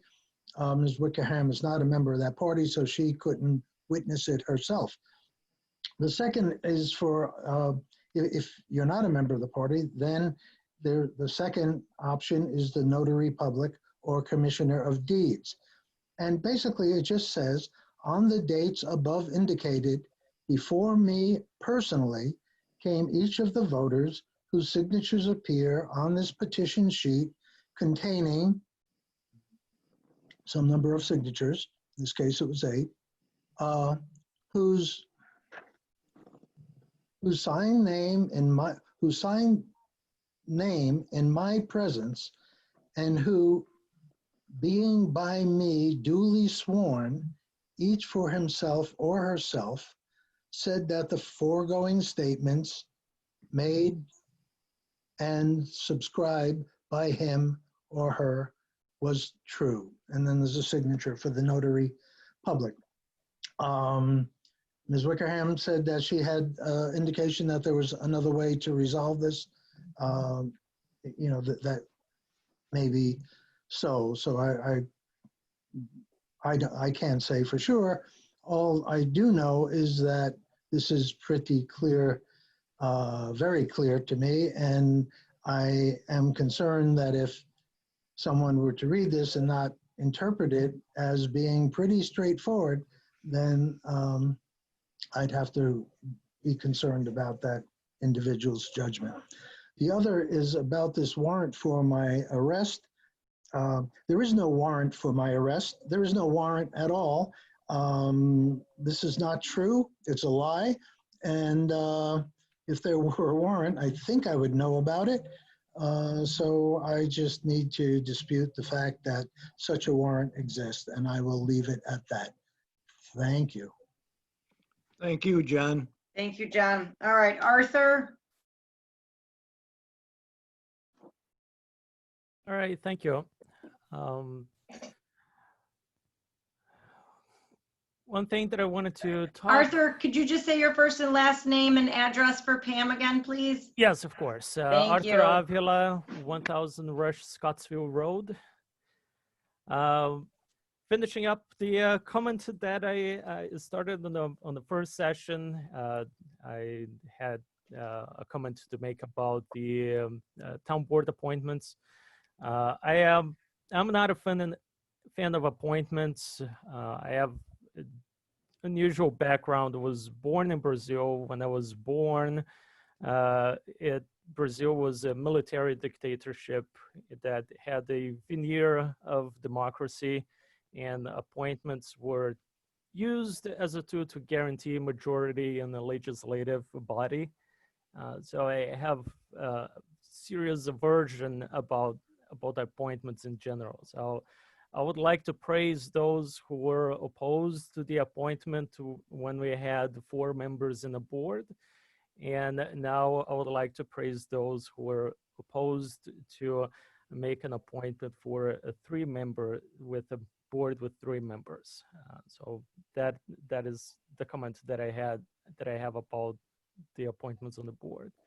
On a side note, I'm happy to see that the town now has the YouTube channel. I know that I've been going back and forth a little bit with Pam about the transcripts. Pam, if you need the help later, I can show you how to pull transcripts out of the YouTube channel.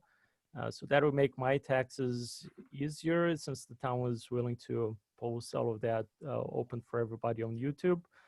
So you can reach out to me if you want to have me show you how to do that later. Arthur, that's what we did do. Oh, you're doing that. Okay, excellent.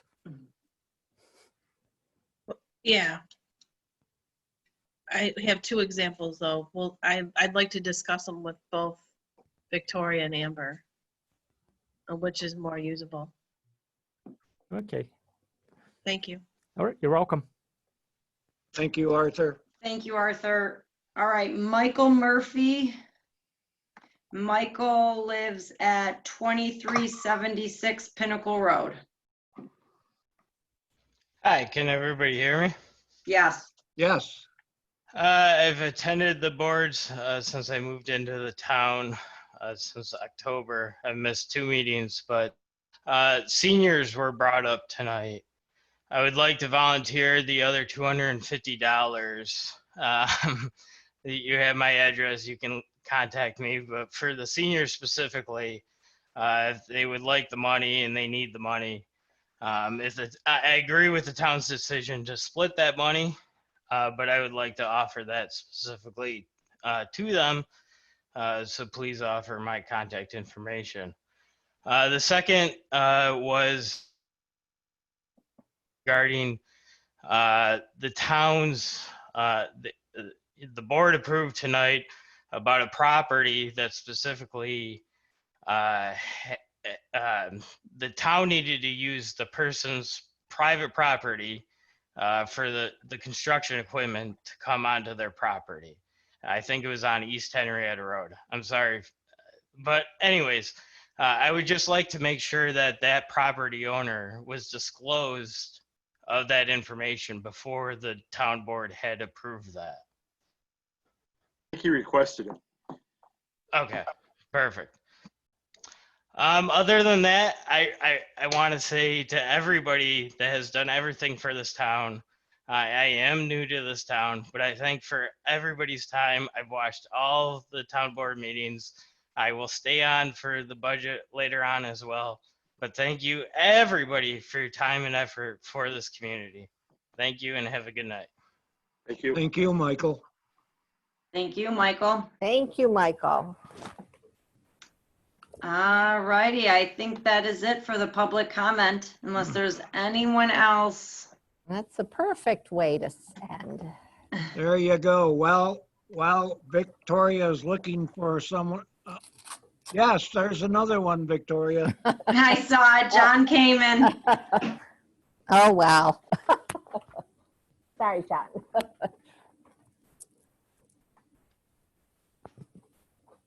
Well, last but not least, appreciate the time. I just wanted to go back to one thing that was said earlier in terms of Gola Road and being selected for the point of intersection. There were other points of intersection where the substation could have been located other than Gola Road. Why was Gola selected when, first of all, it's a sacred Native American burial ground, I guess first and foremost. Second, there's many, as Kate Millar stated tonight, there's many houses very close to Gola with views of it. And third, you need to drill under the Genesee River to intersect it, when again, I believe there were other points of intersection. The second point I wanted to make was Hang on one second.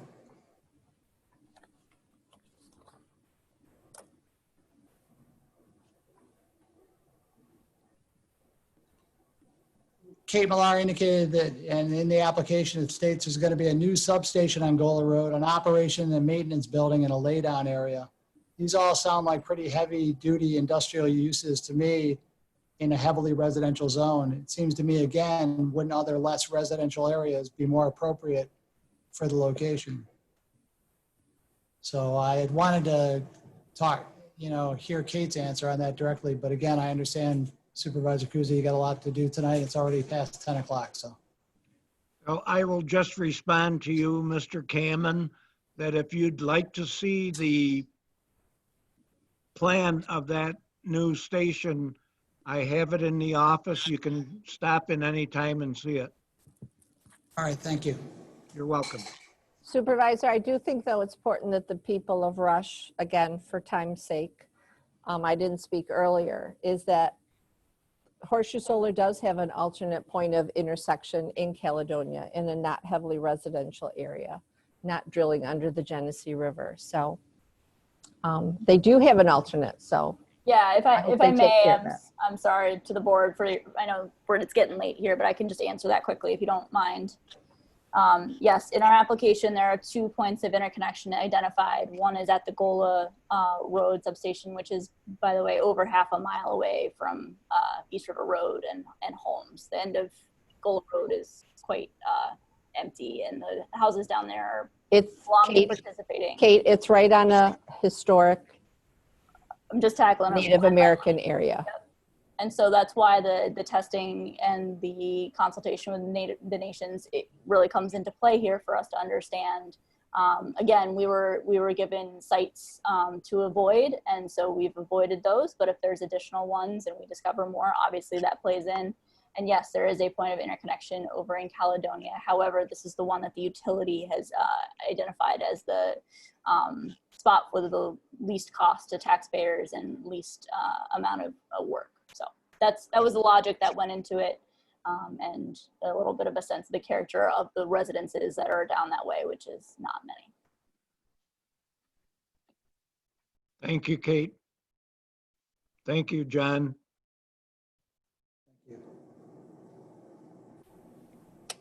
Victoria, is there anyone else? No, there's no one else. My video or my internet, well, can you guys hear me okay? Yes. Okay. There's no one else. All right, then what we are going to do is adjourn this meeting, and we will go into a budget session. And I would like to invite anyone who would like to view what goes on in a budget session to stay with us. You might find it interesting. Do I have a second to a motion to adjourn? I'll second.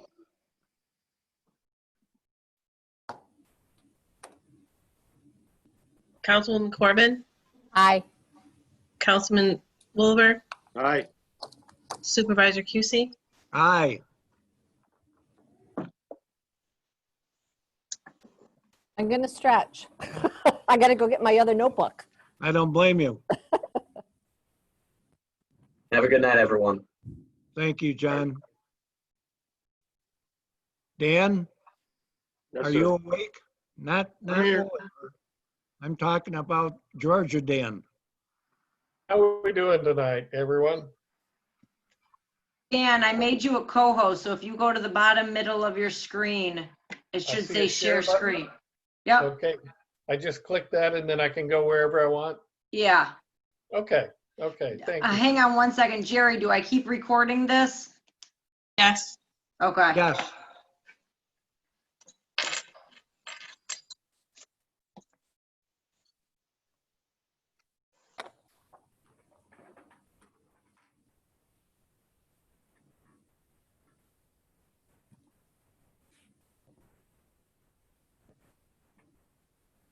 Are we ready?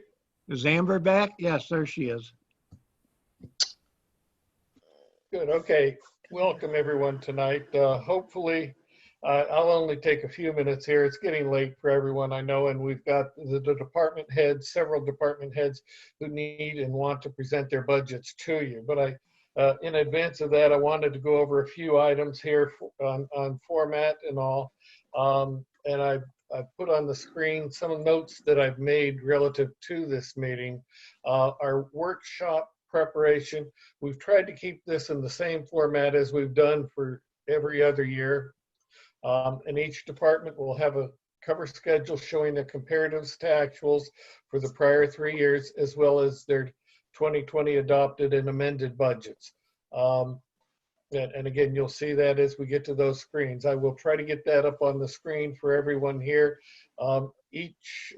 Amber, Jerry, Dan, you should have a hard copy, and Pam as well. Yes. Yes, everyone got copies. Super. Yes. Super. Okay. And then there's a cover sheet to that that'll indicate the page numbers that you want to refer to. And of course, those page numbers are just noted in the lower right-hand corner. Any backup that has been provided to me by the departments, I've attached with the departmental presentation. We do have one change in the schedule. Kirsten is out this week, and we will cover the library's budget 2 weeks from now on August 26th. Now, exclusive of library roof repairs, just to get a general sense of where everything is, based on accumulating the numbers from all the various departments, our current year projections, we're anticipating that we will be adding to the fund balance of about $69,000. And that's compared to what we had projected that we would need to go into the unexpended fund balance to the tune of about $150,000. So even in this year of COVID-19, the town of Rush the overall budget is performing well. Some of the areas that make up that difference relate to, well, let me take a quick look. Well, we do primarily in the area of highway. Mark has been able to reduce some costs in some of his contractual areas, as well as the cost for the excavator.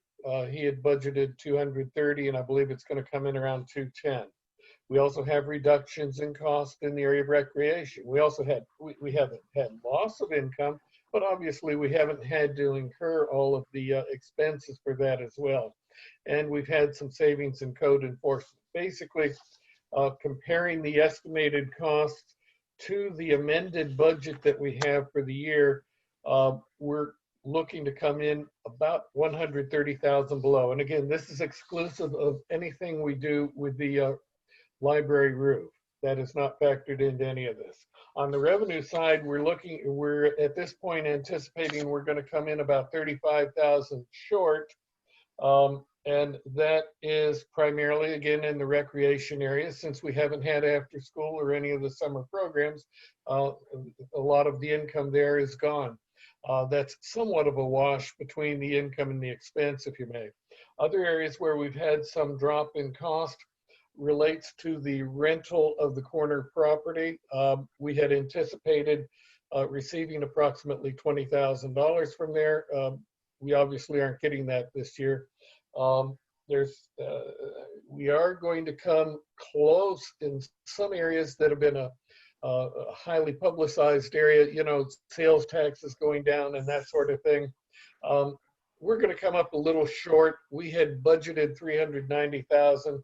I suspect we're going to come in somewhere around $370,000, $375,000 again. We really don't have any metrics to measure that until the county, Monroe County, will distribute that from the state to us. And we're, again, at this point, all we have been notified of and received is for the first quarter of this year. Second quarter of this year, we are to receive sometime this month. And again, we have projected that will be somewhat less, somewhere to the tune of 70 to 75%. But again, we had budgeted very conservatively on that. So for the year, we're going to come out near near to what we had projected. The long and the short is that we're going to come up short about 35,000 in our revenue estimates, but we're looking to be about 130,000 to the good, and that doesn't add up to 69. And I apologize for that at the moment as I'm looking at some of my numbers. We're looking to And come up. that's my question on your budget workshop. No, I don't see 130 anywhere. Well, you don't. That's a separate schedule. What I did was that I haven't provided. That was just to give me some notes, Amber. Okay. Again, it's very rough, and all I did was do a comparison of the amended budgets for each of the various departments and compared that to what was identified as being projected as for spending for the year 2020. And that difference came out to be about $130,000 less. Again, are we going to see that 130,000? Again, it's based on an estimate that we're making in the middle of 2020 on how much we're going to spend or need to spend for this year. So that certainly is a very fluid number. Going to next item real quickly. Here, the library, okay, the unexpended funds for last year, I wanted to note, or for this year, we're projecting it's going to be about 1.982 thousand, about $1,982,000 is where we project it will be if we had add the $69,000 to the unexpended fund balance. The comptroller's office, generally speaking, likes towns to be somewhere to have funds to cover 3 to 4 months of expenditures. That would be about $810,000. What that essentially is saying, the town has more than adequate unexpended fund balance. And as in prior years, one of the considerations for you as the board would be whether you want to utilize any of that unexpended fund balance to balance the budget. Again, clearly the comptroller's office does not like towns, municipalities to have too much unexpended fund balance, and they like you to identify how you're going to work that down. Again, we have at this point, as we look at the departmental budget request, assuming no cost of living adjustments, assuming everyone's pay stays constant with where it is at the 2020 level, with the exception of a few employees who are at minimum wage, and that will go up statutorily. We're looking at about $197,000 shortfall. That is expenses identified in the departmental budgets that are in excess of the revenues that we've identified, assuming that we keep the property taxes at a constant level. So, and we have to fund that either by reducing expenditures or utilizing unexpended fund balance or increasing property tax. I don't think any of us would want to increase property taxes, and I think we have opportunities to try to resolve that as a board, as a town, to keep that from happening. As point of reference, last year we utilized $150,000, as I noted above, to balance the budget, and as the year progressed, we wound up so far as the year is looking, it looks like we not only won't need to use the $150,000 of unexpended fund balance, but we'll be adding to it to the tune of about $69,000. Now, if the board is of a mind that they want to do something on a cost of living adjustment for the employees as well as the elected officials in the town, just note real quickly that any 1% adjustment to pay would add an additional $12,500 approximately to the budget, which we would obviously then have to cover. That's my general comments going into this. And now what we would want to do is have each of the department heads present present their budget. Victoria? Yeah. Yeah, if I want to change the screen on my, that I'm sharing, how would I go about doing that? So click on share screen down at that bottom, that green one again, green Okay, button. Go back. Do I And then- close this one? Okay, yeah. You let don't me- have to close it. Well, I did. Okay, sorry. Okay, so go to click share screen at the bottom again, that green button. Got it. Okay, and then go to the next one. Thank Yeah, you. all your things should, another picture should pop up on your screen. Okay, great. And then click share. Thank you. This is the first time I've done sharing through Zoom, so bear with me as we did that. You should have a screen, see a screen now that's showing the budget for the building inspector. And if you, again, as we go over that, and John Linebeck, you're here to cover that? He was here earlier. I'm not sure that he is still All right, let me, on. okay. I do let not me- see him still on. Well, I turned blue. Okay. Is Rick Tracy on? No.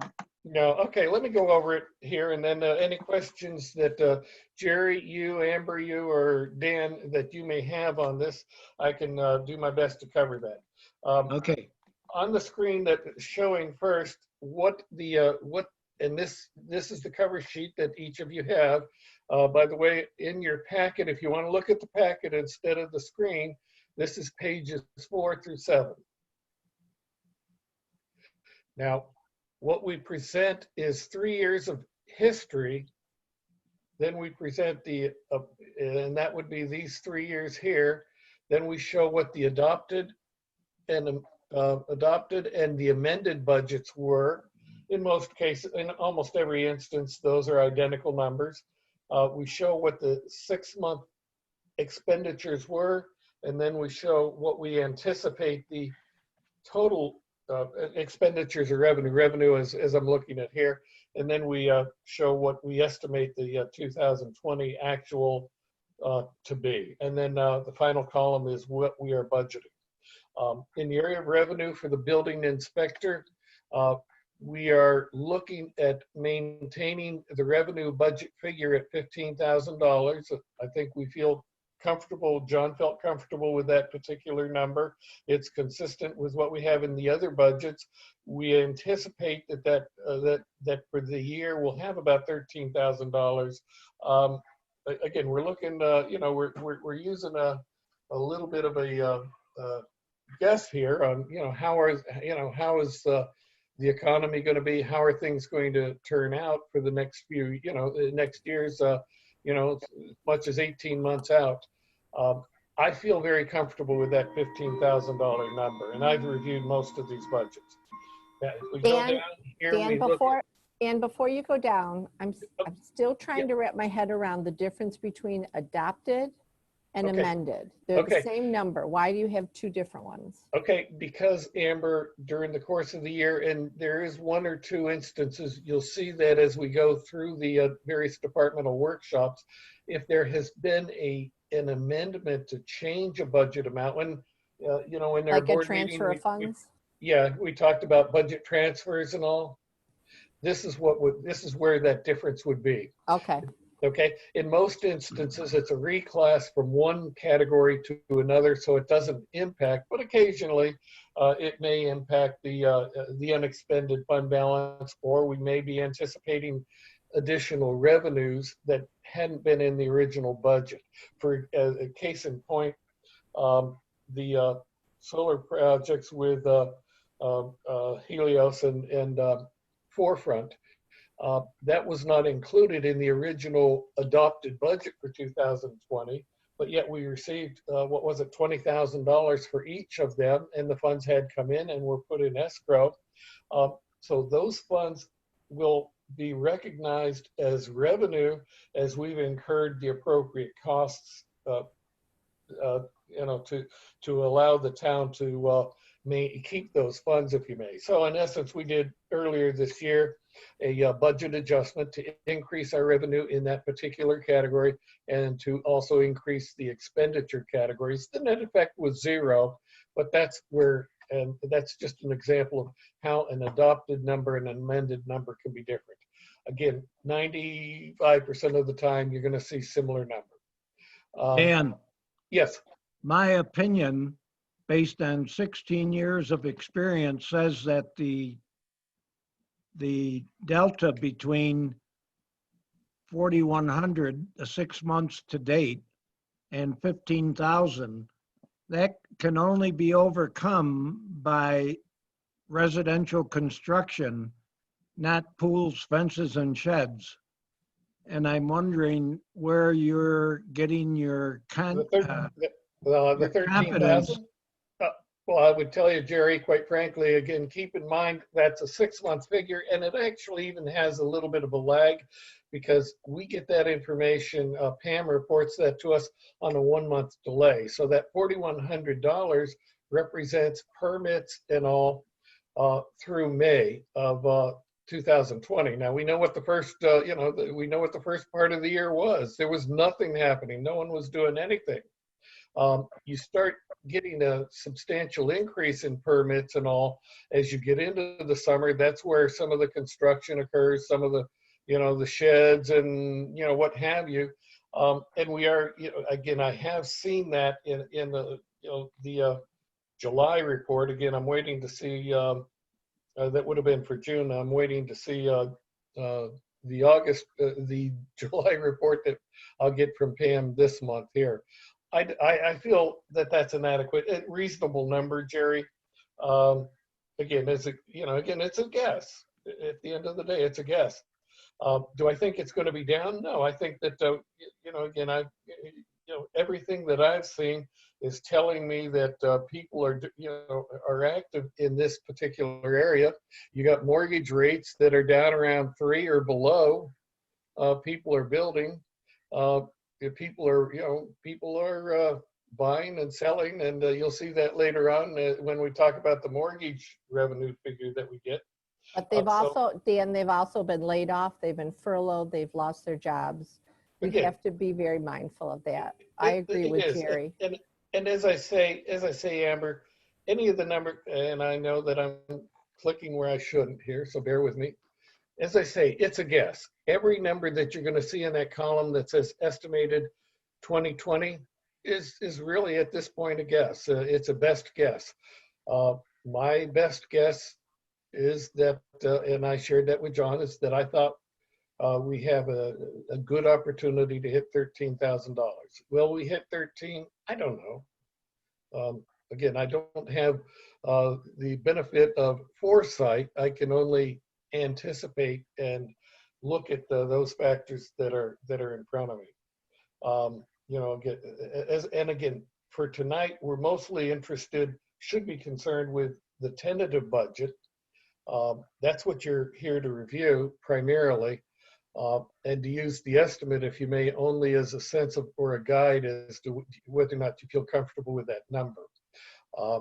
Again, one of the charges we had for each department was to attempt to develop your 2021 budget as close to or consistent with what you had for 2020. We don't know. No one knows what next year's going to be. Is COVID going to continue to, beat us up, or are we going to recover? We've seen signs of recovery, but how do you know? We established that. I got to learn not to touch that. Bear with me. Okay. At this point, I know of I have no information from my perspective to suggest that we should reduce the permit number that we're estimating in the 2020 budget. If we go now, we go down to the appropriations under personnel services. You'll note, and that's in blue here, you'll note that number is lower, and that number is lower because in 2020, we had budgeted for Dan Stanford, who was paid a significant amount more than what John Linebeck is getting. John came in at a lower rate of pay, a lower step. Wait a minute, I'm confused by the names you're using. Doug. Dan sorry, Doug, Stanford. I'm sorry. My apology. I'm sorry. We're I know talking it's Doug late. Barber. It's late. I'm sorry. I just didn't want to miss something. Thank you for correcting me. I appreciate it. Doug Barber. Yeah, we'll see that in the assessor budget when we go over that in 2 weeks, a similar type of pattern. But yeah, again, as we've replaced a couple of individuals who were at already at the top of their, or near the top of their pay scales, we've brought others in at a lower pay level. That's allowing us to budget at a lower number. Now the 22,167 is allowing for, and we'll go into the notes in a minute, is allowing for us to pay John Linebeck. It does not allow for any clerical support. This is strictly what the step scale is that John is at. And again, it's in blue because if the board would make any adjustments to cost of living, then that number will change accordingly. Equipment, John has $500 in there for that, and we'll go to his notes in a moment. And contractual, he has $33.55. Let me go down, if I may. Dan, for those who are present who have not observed a budget process yet or before, could you please let them know what contractual would include? Not the whole list, but an example. Nope. Contractual, again, the comptroller's office requires municipalities to break out their costs in 3 areas. Personnel services, which is the payroll. Equipment, that's those would be capital items, capital purchases. And everything else falls under the category contractual. That's going to be utilities, that's going to be office supplies, that's going to be memberships, that's going to be travel. It's a catch-all for everything else. And again, what we ask the department heads to do, and you'll see here in the projections or the request John has put together, here are the budget numbers. This is how we got to the 22,167. We pulled out the clerk salary. In equipment, he hasn't given any explanation. He's just asking for $500. And Dan, how do I find out what that $500 would be for? Talk to him? You would talk to him. I would not, again, unless he has so noted it, it won't be Yeah, here. he didn't. And Amber, again, that, like, when we get to my finance budget, you'll see I've probably got $300 in there, I believe, and that would be like for a printer. Have I priced it out? No, but do I know what similar printers have cost, for the town for other purposes? Yes, I do. So, again, it's an estimate of what we think we might spend, not saying that you will spend it. This is a breakout, and again, it's John's budget as he's identified how he would spend $3,355. Nothing for mileage. He's got a conference. He's allowing for $400 there, some memberships, Android tablet, $680, and annual software support. Can I talk about the? Well, I guess I got to talk to John about this because. Early on, we were informed that the Android tablets were kind of like pushed in the back of the drawer. And I'm wondering why we would continue to pay for it if it wasn't being used and if it wasn't being used effectively. Okay. But I'll talk to John about that. Okay, and keep in mind, one of the things as we go through this, this is what the department is presenting as their request for next year. And and any adjustments that the board would make, please ensure that I'm included in that, and I will then incorporate that as we come up with a tentative budget. Okay. In the absence of anything that you note otherwise, again, I would be putting the budget together based on their requests. Oh, but of course. Okay, now the quick thing I want to point out in the building inspector budget, we had anticipated the cost to the town that under this last line for next year to be $11,022. That compares favorably to what was budgeted the prior year of costing the town $16,415. When for those of, I don't know how many people are present, but I want to make sure that transparency prevails.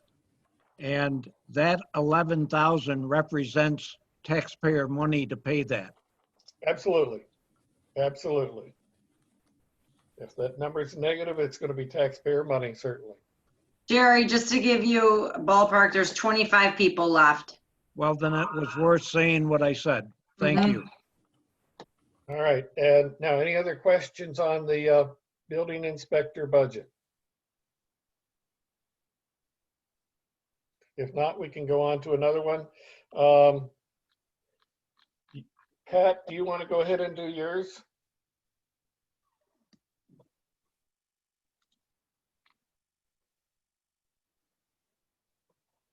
Pat? Hello, Pat. Oh, you're on mute, Pat. There she is.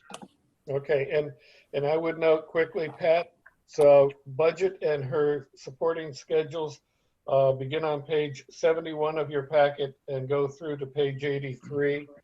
I will get that on the screen for you in a moment. Now, before we get started here, Dan, are you familiar with Pat's dilemma? Only what I heard today. So Pat will need to, Pat, you can explain the assumptions you used in developing your budget. And if there is going to be a change, then we will have to work that into our overall numbers. Okay, well, as the school district came up with their own plan, they cut the times that the kids could go down to school or go to school 2 days a week, Dan. And it was alphabetical. So some kids can go these 2 days and some kids can go these 2 days. Wednesday, the school's closed. So keeping with that in mind, now we have the kids only going 2 days a week. The income has decreased immensely. The better part is that I haven't needed the additional staff to help run the program. It's just the 2 people. Now, the other problem that I had this year, because we had 36 kids signed up for the program. The bigger problem that I had is that I would say 50% of these people that had signed up for the program this fall had to start working from home in March. And they have been still working from home. So in their minds, I lost probably 10 or 11 kids to parents that are working from home, and it made no sense to send them to after school. So I lost some of those kids. I also lost other kids to homeschooling or home daycare schooling, where they won't be going to school at all. But it's all due to the COVID virus. And I know that if we were in a normal atmosphere, we would have the 36 kids that are needed to make my numbers go back up to what I budgeted for.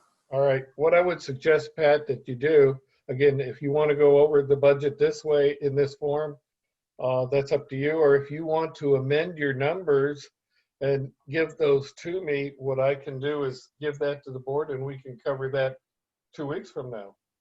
Well, it's going to be the problem that I had, and I talked to Jerry about today, is the way I figured out the numbers, Dan, is at this point, I'm not bringing in enough revenue to support the 2 employees. So in my mind this morning, I'm like, okay, so we're done. We're not going to be having after school. And Jerry said, well, wait a minute. You know, all these parents have to find daycare now.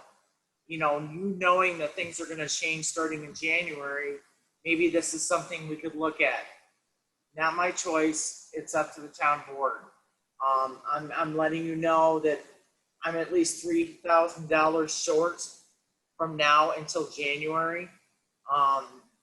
If you feel it's a service that we need to continue to provide, knowing that I'm going to be short that amount for that temporary time period. Our after-school program runs from September to June. So when we do our budget and it's January to December, half of the after-school program is in one year, half of it is in the other year. So it's not in our fiscal year, it's split into 2 separate years.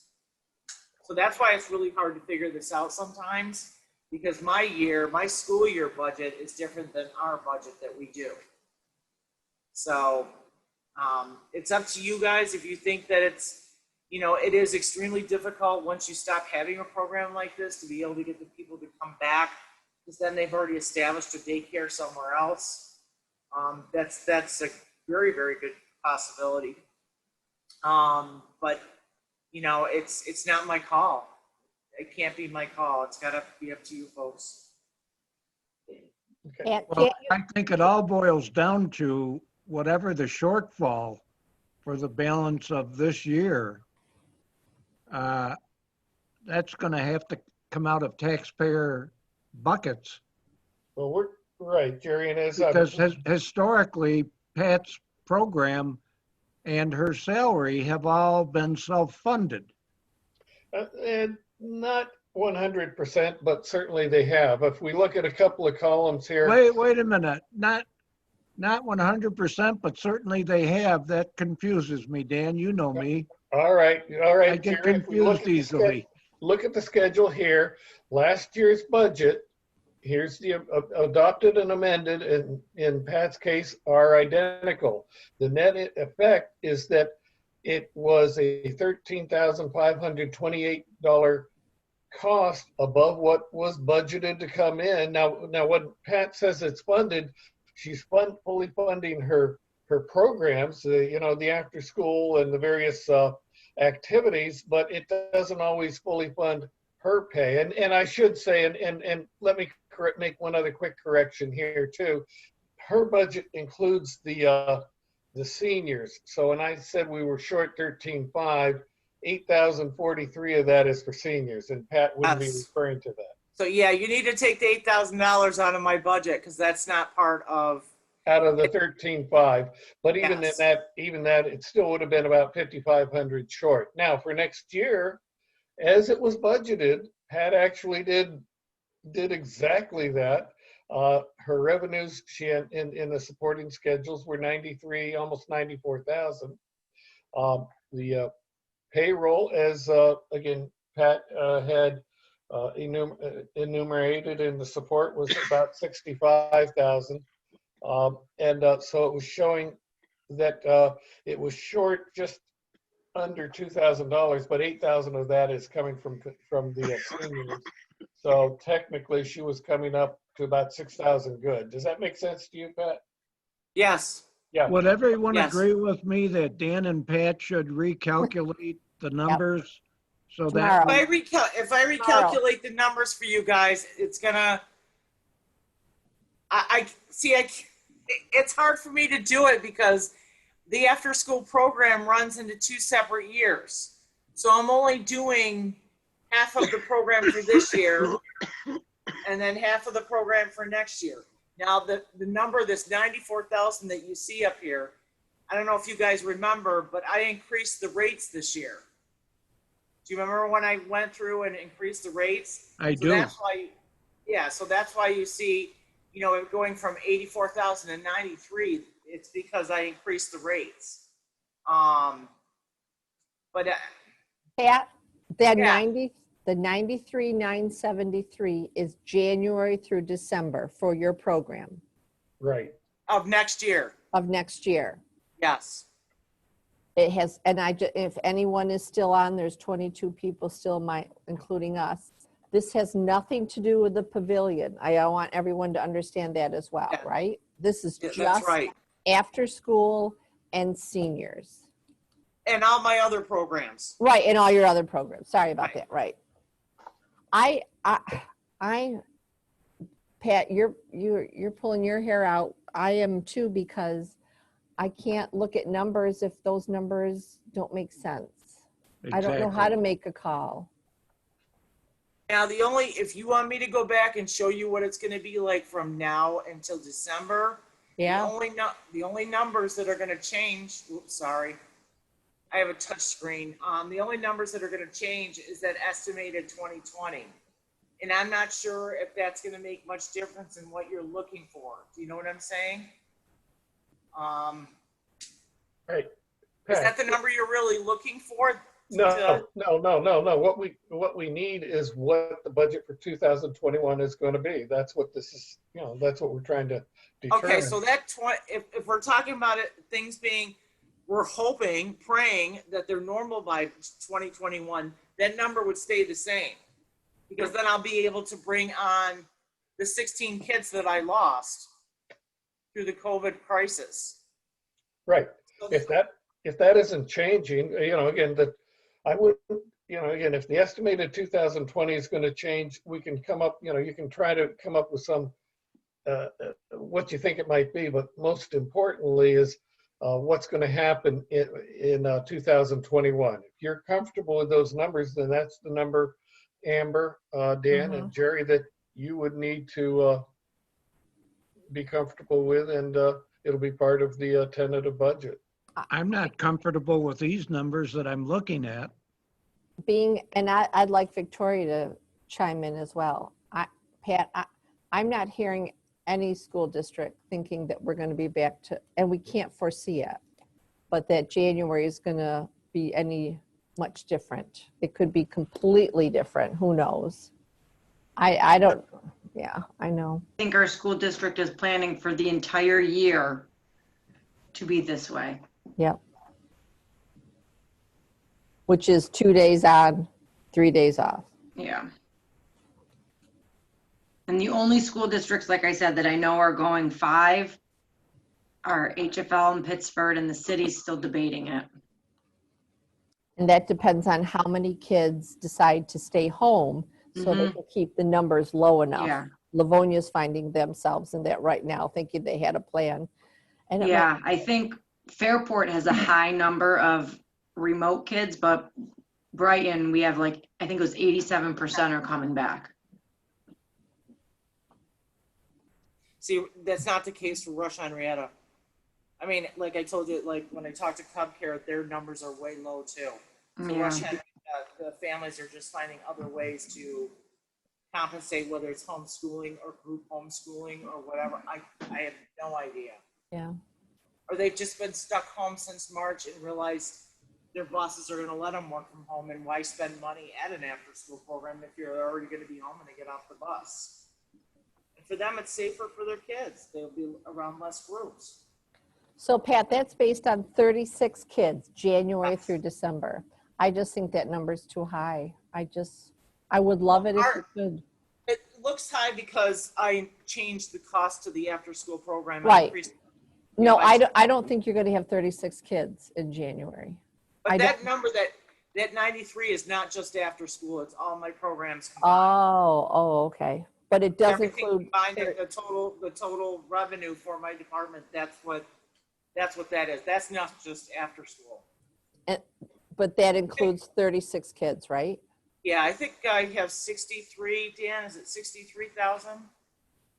We're coming over. There's your recreation, your after school, you're projecting 78,000 78, yeah. coming for after school. There's the wages and so on. This is the various programs, Amber. Yep, I got it. The budget. I just think 36 is, what's Dan and Jerry think? And What do you guys think? I think with all the unknowns, I'm very, very leery about using that high figure. It just concerns me. I'm being a realist about this, and I'm saying it is inevitable that we will end up spending tax money for some portion of this. But I'm not in favor of spending a lot of tax money.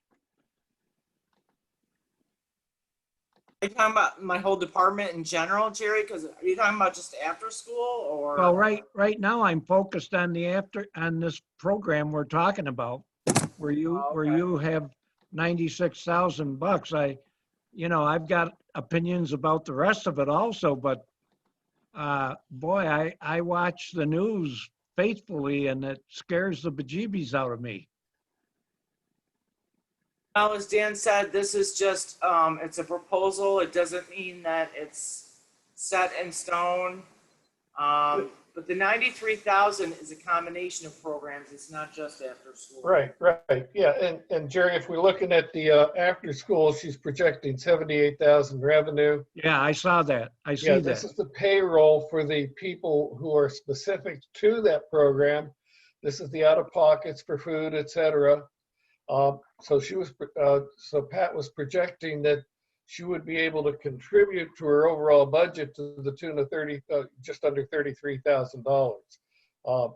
Yeah, and this is what each program, again, that Pat has that makes up the overall total for the recreation department. Obviously, the one cost here is this one here, administration. This is Pat's salary, and what Pat does is try to attempt to get as much income from all the various programs so that she's covered that cost, and she had projected that she'd be 6,000 to the good in doing that. Now, if you feel that if the after school is based on 36 kids, I don't know, you want to base it on 20 kids, 25?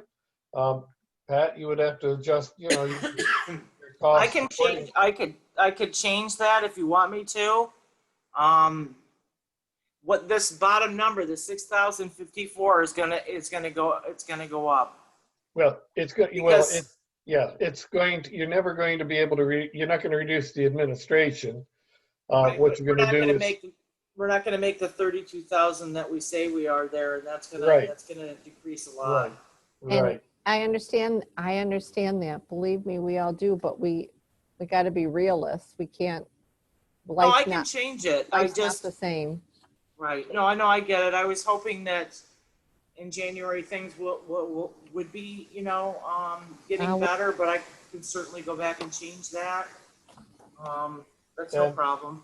Okay. And I would, again, if you do that, Pat, and feed those schedules to me, I will update your budget and then share that. Again, keep in mind any adjustments, negative adjustments, add to that deficit that I had told you that we would I know. cover. Yeah, I know. Okay, guys? So keep that in mind, number one. Also keep in mind our timelines. Whatever we do, again, we have to do relatively quick because we have to provide a tentative budget. Looking here on September, Ninth. Well, September 3rd is when I have to give it to the town clerk. I have to have time, guys, to put all of it together, any changes you make. So I need to know well in advance of that. And that's where we're looking at, any changes you have. You guys got to let me know within a day or two of any of these presentations what you want to do. And then I will incorporate that in.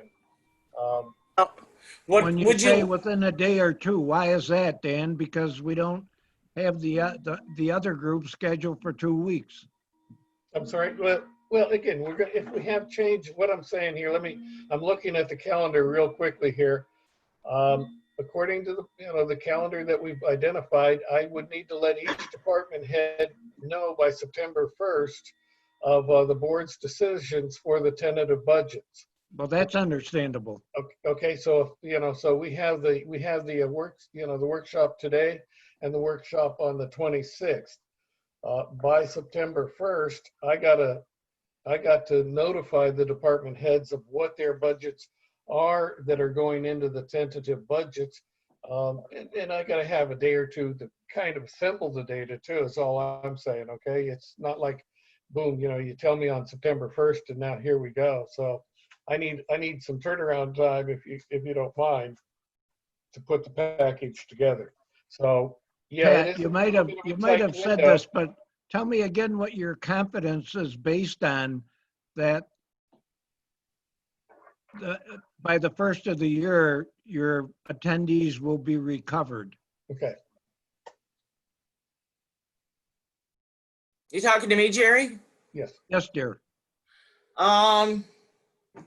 Well, I'm really hoping, based on the information and what I've seen on TV as far as vaccinations, they're hoping by the beginning of the year that they'll be able to do that. And that's what I've really been basing my thought process on. That's just when we're looking for projection, that's why I left my budget the way it is, because this doesn't start until January. So that's why I didn't go and change that. I can change it, go back and change it for you folks to make it look more like what it is right this time, which will be different than what is on this paper. I'd be happy to do that for you. Won't look good for me, but I can make that change. The question that I have for you is, what would you like me to do with the program now? Well, that's another thought that I haven't completely gone through, because there's got to be social ramifications of the outcome of this if it turns sour. And what I mean by that is, if people have an expectation of how we're going to partner with them and care of their kids, and then we don't deliver, oh my gosh, we'll all end up going to Georgia to escape. It's worse here, guys. Jerry, Amber, Dan, let me make another quick comment too. The discussion of what's going to happen for the balance of 2020 is really somewhat separate than what we're going to budget for 2021. If Pat is comfortable, she'd hit her attendance targets, then these are the numbers you're going to look at. If there's no confidence that you're going to hit that, then yes, you would want to, for 2021, then you would do that. But what happens between August 12th and December 31 is not critical. That's because that's the 2020 budget. So you really want to try to focus on the 2021 to the greatest degree possible for what we're doing here tonight and then 2 weeks from now. The other thing I would want to mention to you as well is that while the budget is, we do have the process that we have to go through, in the workshops, and then the tentative, the preliminary, and the adopted.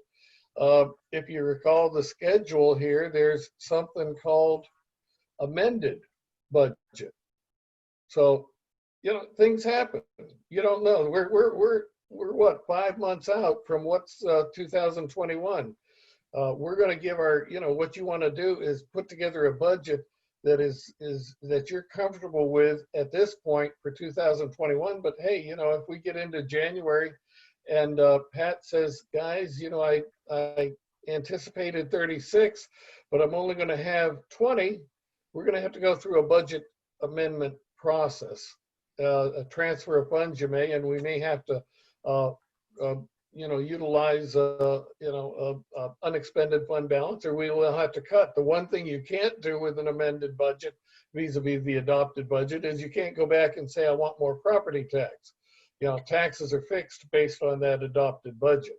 So we can make changes at a later date, but we have to realize that that any change we make that may be of an adverse nature, again, we'll have to have dollar for dollar adjustment in reduction in cost, or utilizing more unexpended fund balance, or some combination of the two. Yeah, I get all that, and I'm not opposed to micro changes, but I am opposed to macro changes. Yep. And I'm trying to think through a comfortable approach to that. Right. I can Now, assemble whatever you guys want, but at the end of the day, of course, as board members, you're the ones who have to make that call. I mean, as it stands now, there's enough money to pay the staff. We would be short on doing snacks, and we have crafts. I'm not worried about that. But Pat, you're talking about now, though. You're not talking about next. Yeah, I'm talking about right now. And I think that Dan wants us to focus on 2021. Is that correct, Focus Dan? on 2021. Pat needs an answer now. I know she does, but we can't. Yeah, I need an answer about this year now.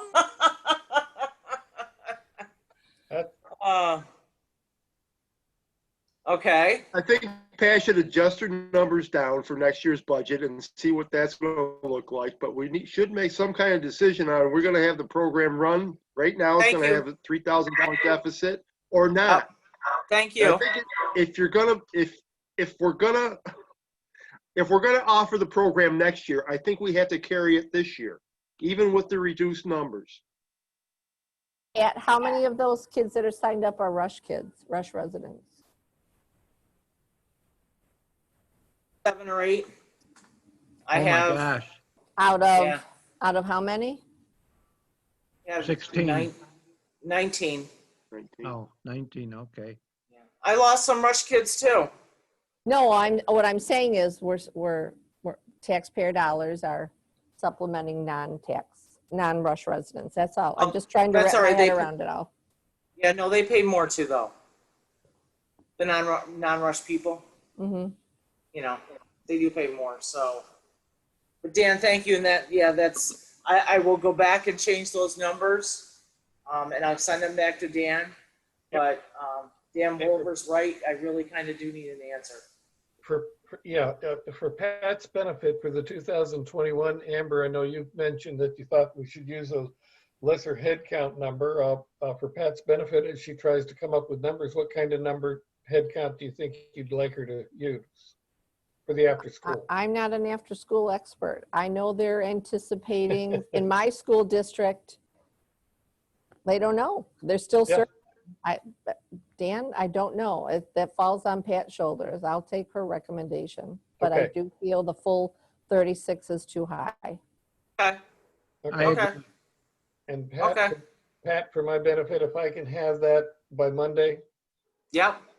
that'd be great. Pat, why is the Rush seniors 8,043? Why isn't it just like 8,050? Or I don't know.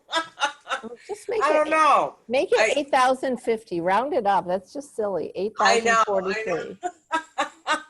It's based on a percentage, right, Dan? It was like a percentage each year. I have no idea. I mean, it's late. We don't have to go into it. Just round have it no up. idea. Ridiculous. Yeah. Okay, thanks. All right. So what do you want me to do about after school? About the one that's in session right now. I think we have to keep it going. I agree. I think it would be pretty treacherous to back out of it. I would agree. What do you feel, Amber? That's it. I understand we're in a tough time, so got to do what's Very. best. Got to do what's best for kids. So Very I'm okay tough. with that. Yeah, but I'd like to see the adjustment for 21. Yeah. Okay. Significant. I will do that. Yeah, and for Pat, for my benefit, look at your estimate for 2020 as well, okay? And get that to me by Monday, and then I'll incorporate it in and I update how things look at that point for the next workshop. Okay, folks, are you all done with me? I just had one quick question, and I'm not sure if I missed it. In your budget proposal, are you accounting for cleaning supplies? No, because we have them at the town hall. Okay. You have We what? are out on We a have the daily cleaning basis. supplies at- Yeah, we have the cleaning supplies at the town hall. And actually, Victoria, I was supposed to go to a meeting today with the district to talk about our policies and procedures, but I canceled it because I thought I was gonna have to cancel after school. But I'm going to reschedule that appointment, and I'll find out what they wanna do, but we have probably the same types of cleaning supplies that they do.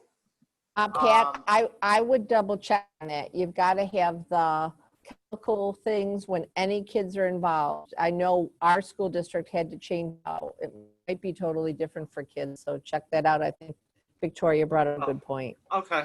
I mean, And we if have our you- we have the PPEs and the hand sanitizer, and they have special stuff that they use on the tables that they give us to use on the tables, but I can check on the other stuff.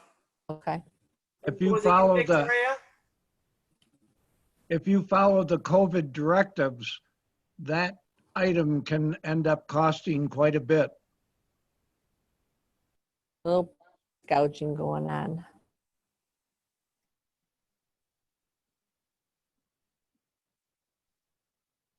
Want to move on? State it. Yes. We want to move on to Mark? Okay, you guys done with me? Yes. If you Thank you, promise, everyone. if you promise to do what we suggested. I promised you to do what you suggested. Okay, Have a good night. thank you. You do the same. Okay, now, Mark will be up. Mark hopefully is there. He has 3 separate budgets that he'll go over. One is the highway budget, which is pages 36 to 51. Then the highway superintendent budget, and then he covers parks as well. The highway superintendent budget is different from the highway budget in that the highway superintendent and some of those related costs, because Mark is elected, have to come out of the general fund. And Mark can probably describe or explain that a little better than I, that he's got some garage costs and things like that that have to come out of the general fund. So consequently, he has a separate budget, which we call highway super, from the highway. Mark, you there? Yeah, I am here. Can you hear me? Yes. All right, good. I can't get my video to work for whatever reason. I've tried rebooting and still no luck here. But as long as you can hear me, I guess we're good. Do you have your sheets, Mark? Yeah, where do you want to begin? I would start noted page 37. That'd be the highway. And then maybe go over the revenues and then do the expenses. Sure. Yep. And I'll be right back, guys.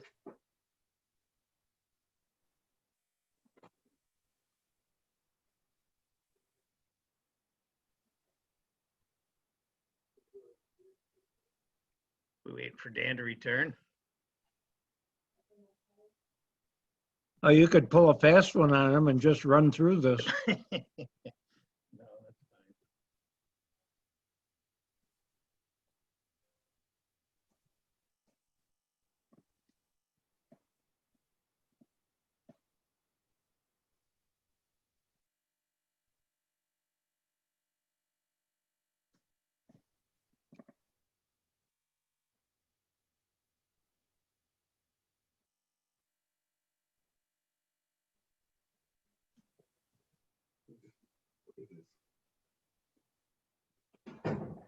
Was a question, Mark? Sure. What do you got, Jerry? The real property taxes for the tentative budget for 21. Jerry, that's a question I probably should answer. What we do is that's a placeholder. I haven't asked the question yet. Oh, okay. Sorry. Is significantly more than what I'm looking at historically. And the question is that due to inflation or is it due to increased revenue from real estate builds, or what is the reason for that?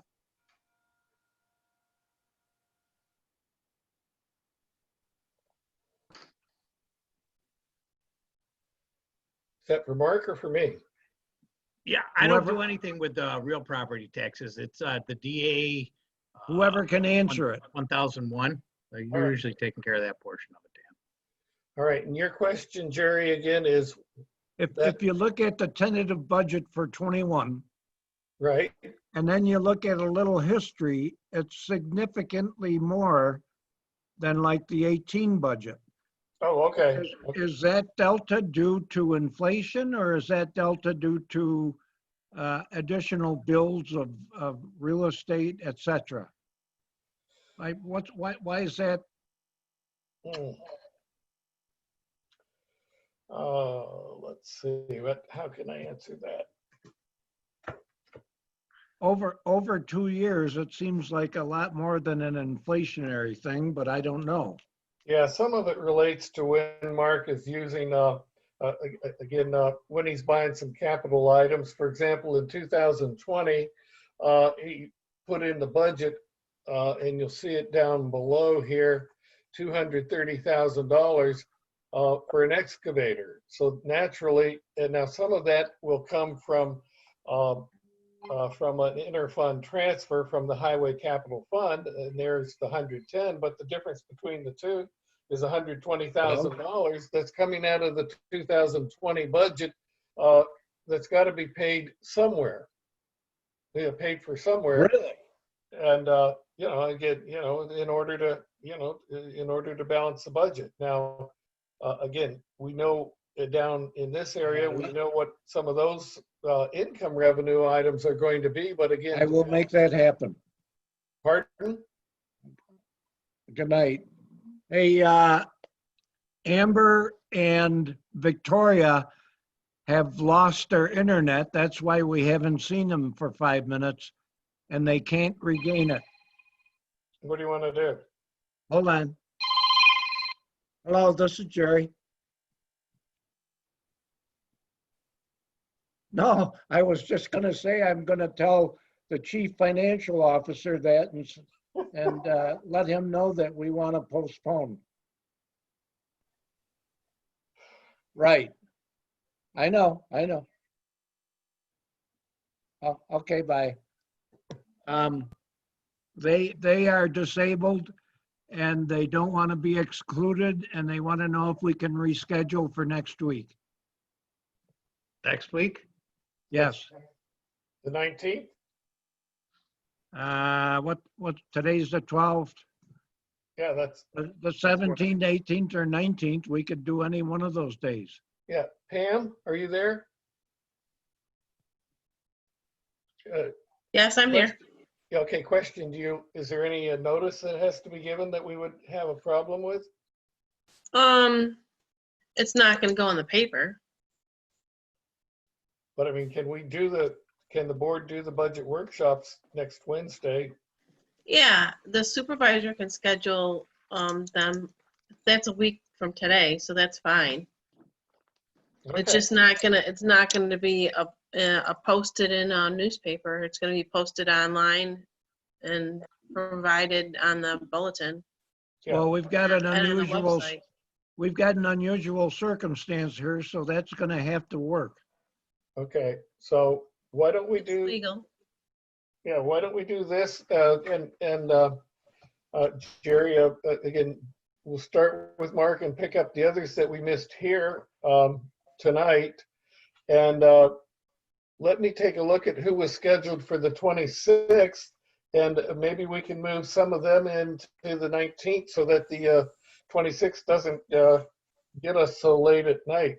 What do you think? Okay, I think that's a great idea. Good Yeah. idea. Yeah, I mean, normally I like to go last because I kind of pick up a lot of different pieces, but let me look at who's scheduled when, and then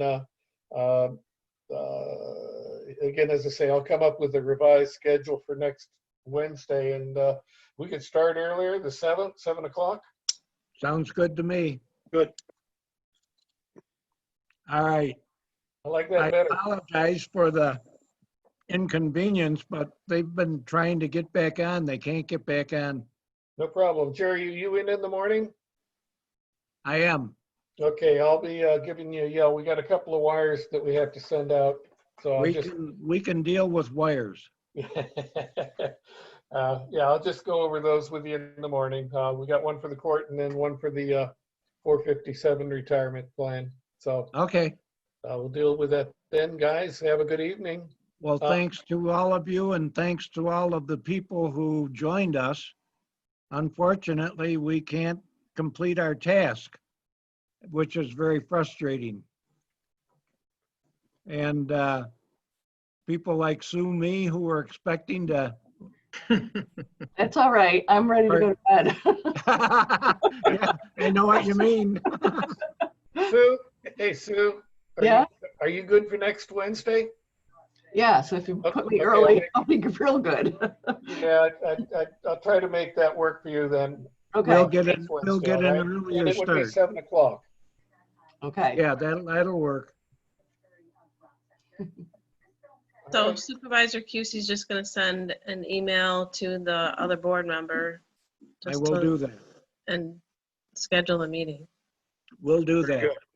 And I'll give you a revised schedule in the morning of who's going to do it next Wednesday. Okay. Okay? All right. Thanks to all of you. I appreciate your patience and understanding. This is another one of those kicks in the fanny. Gotta love Zoom.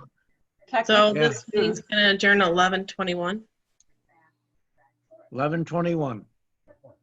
All in favor? Aye. Aye. Good night. Good night. Good night. Sleep well, everyone.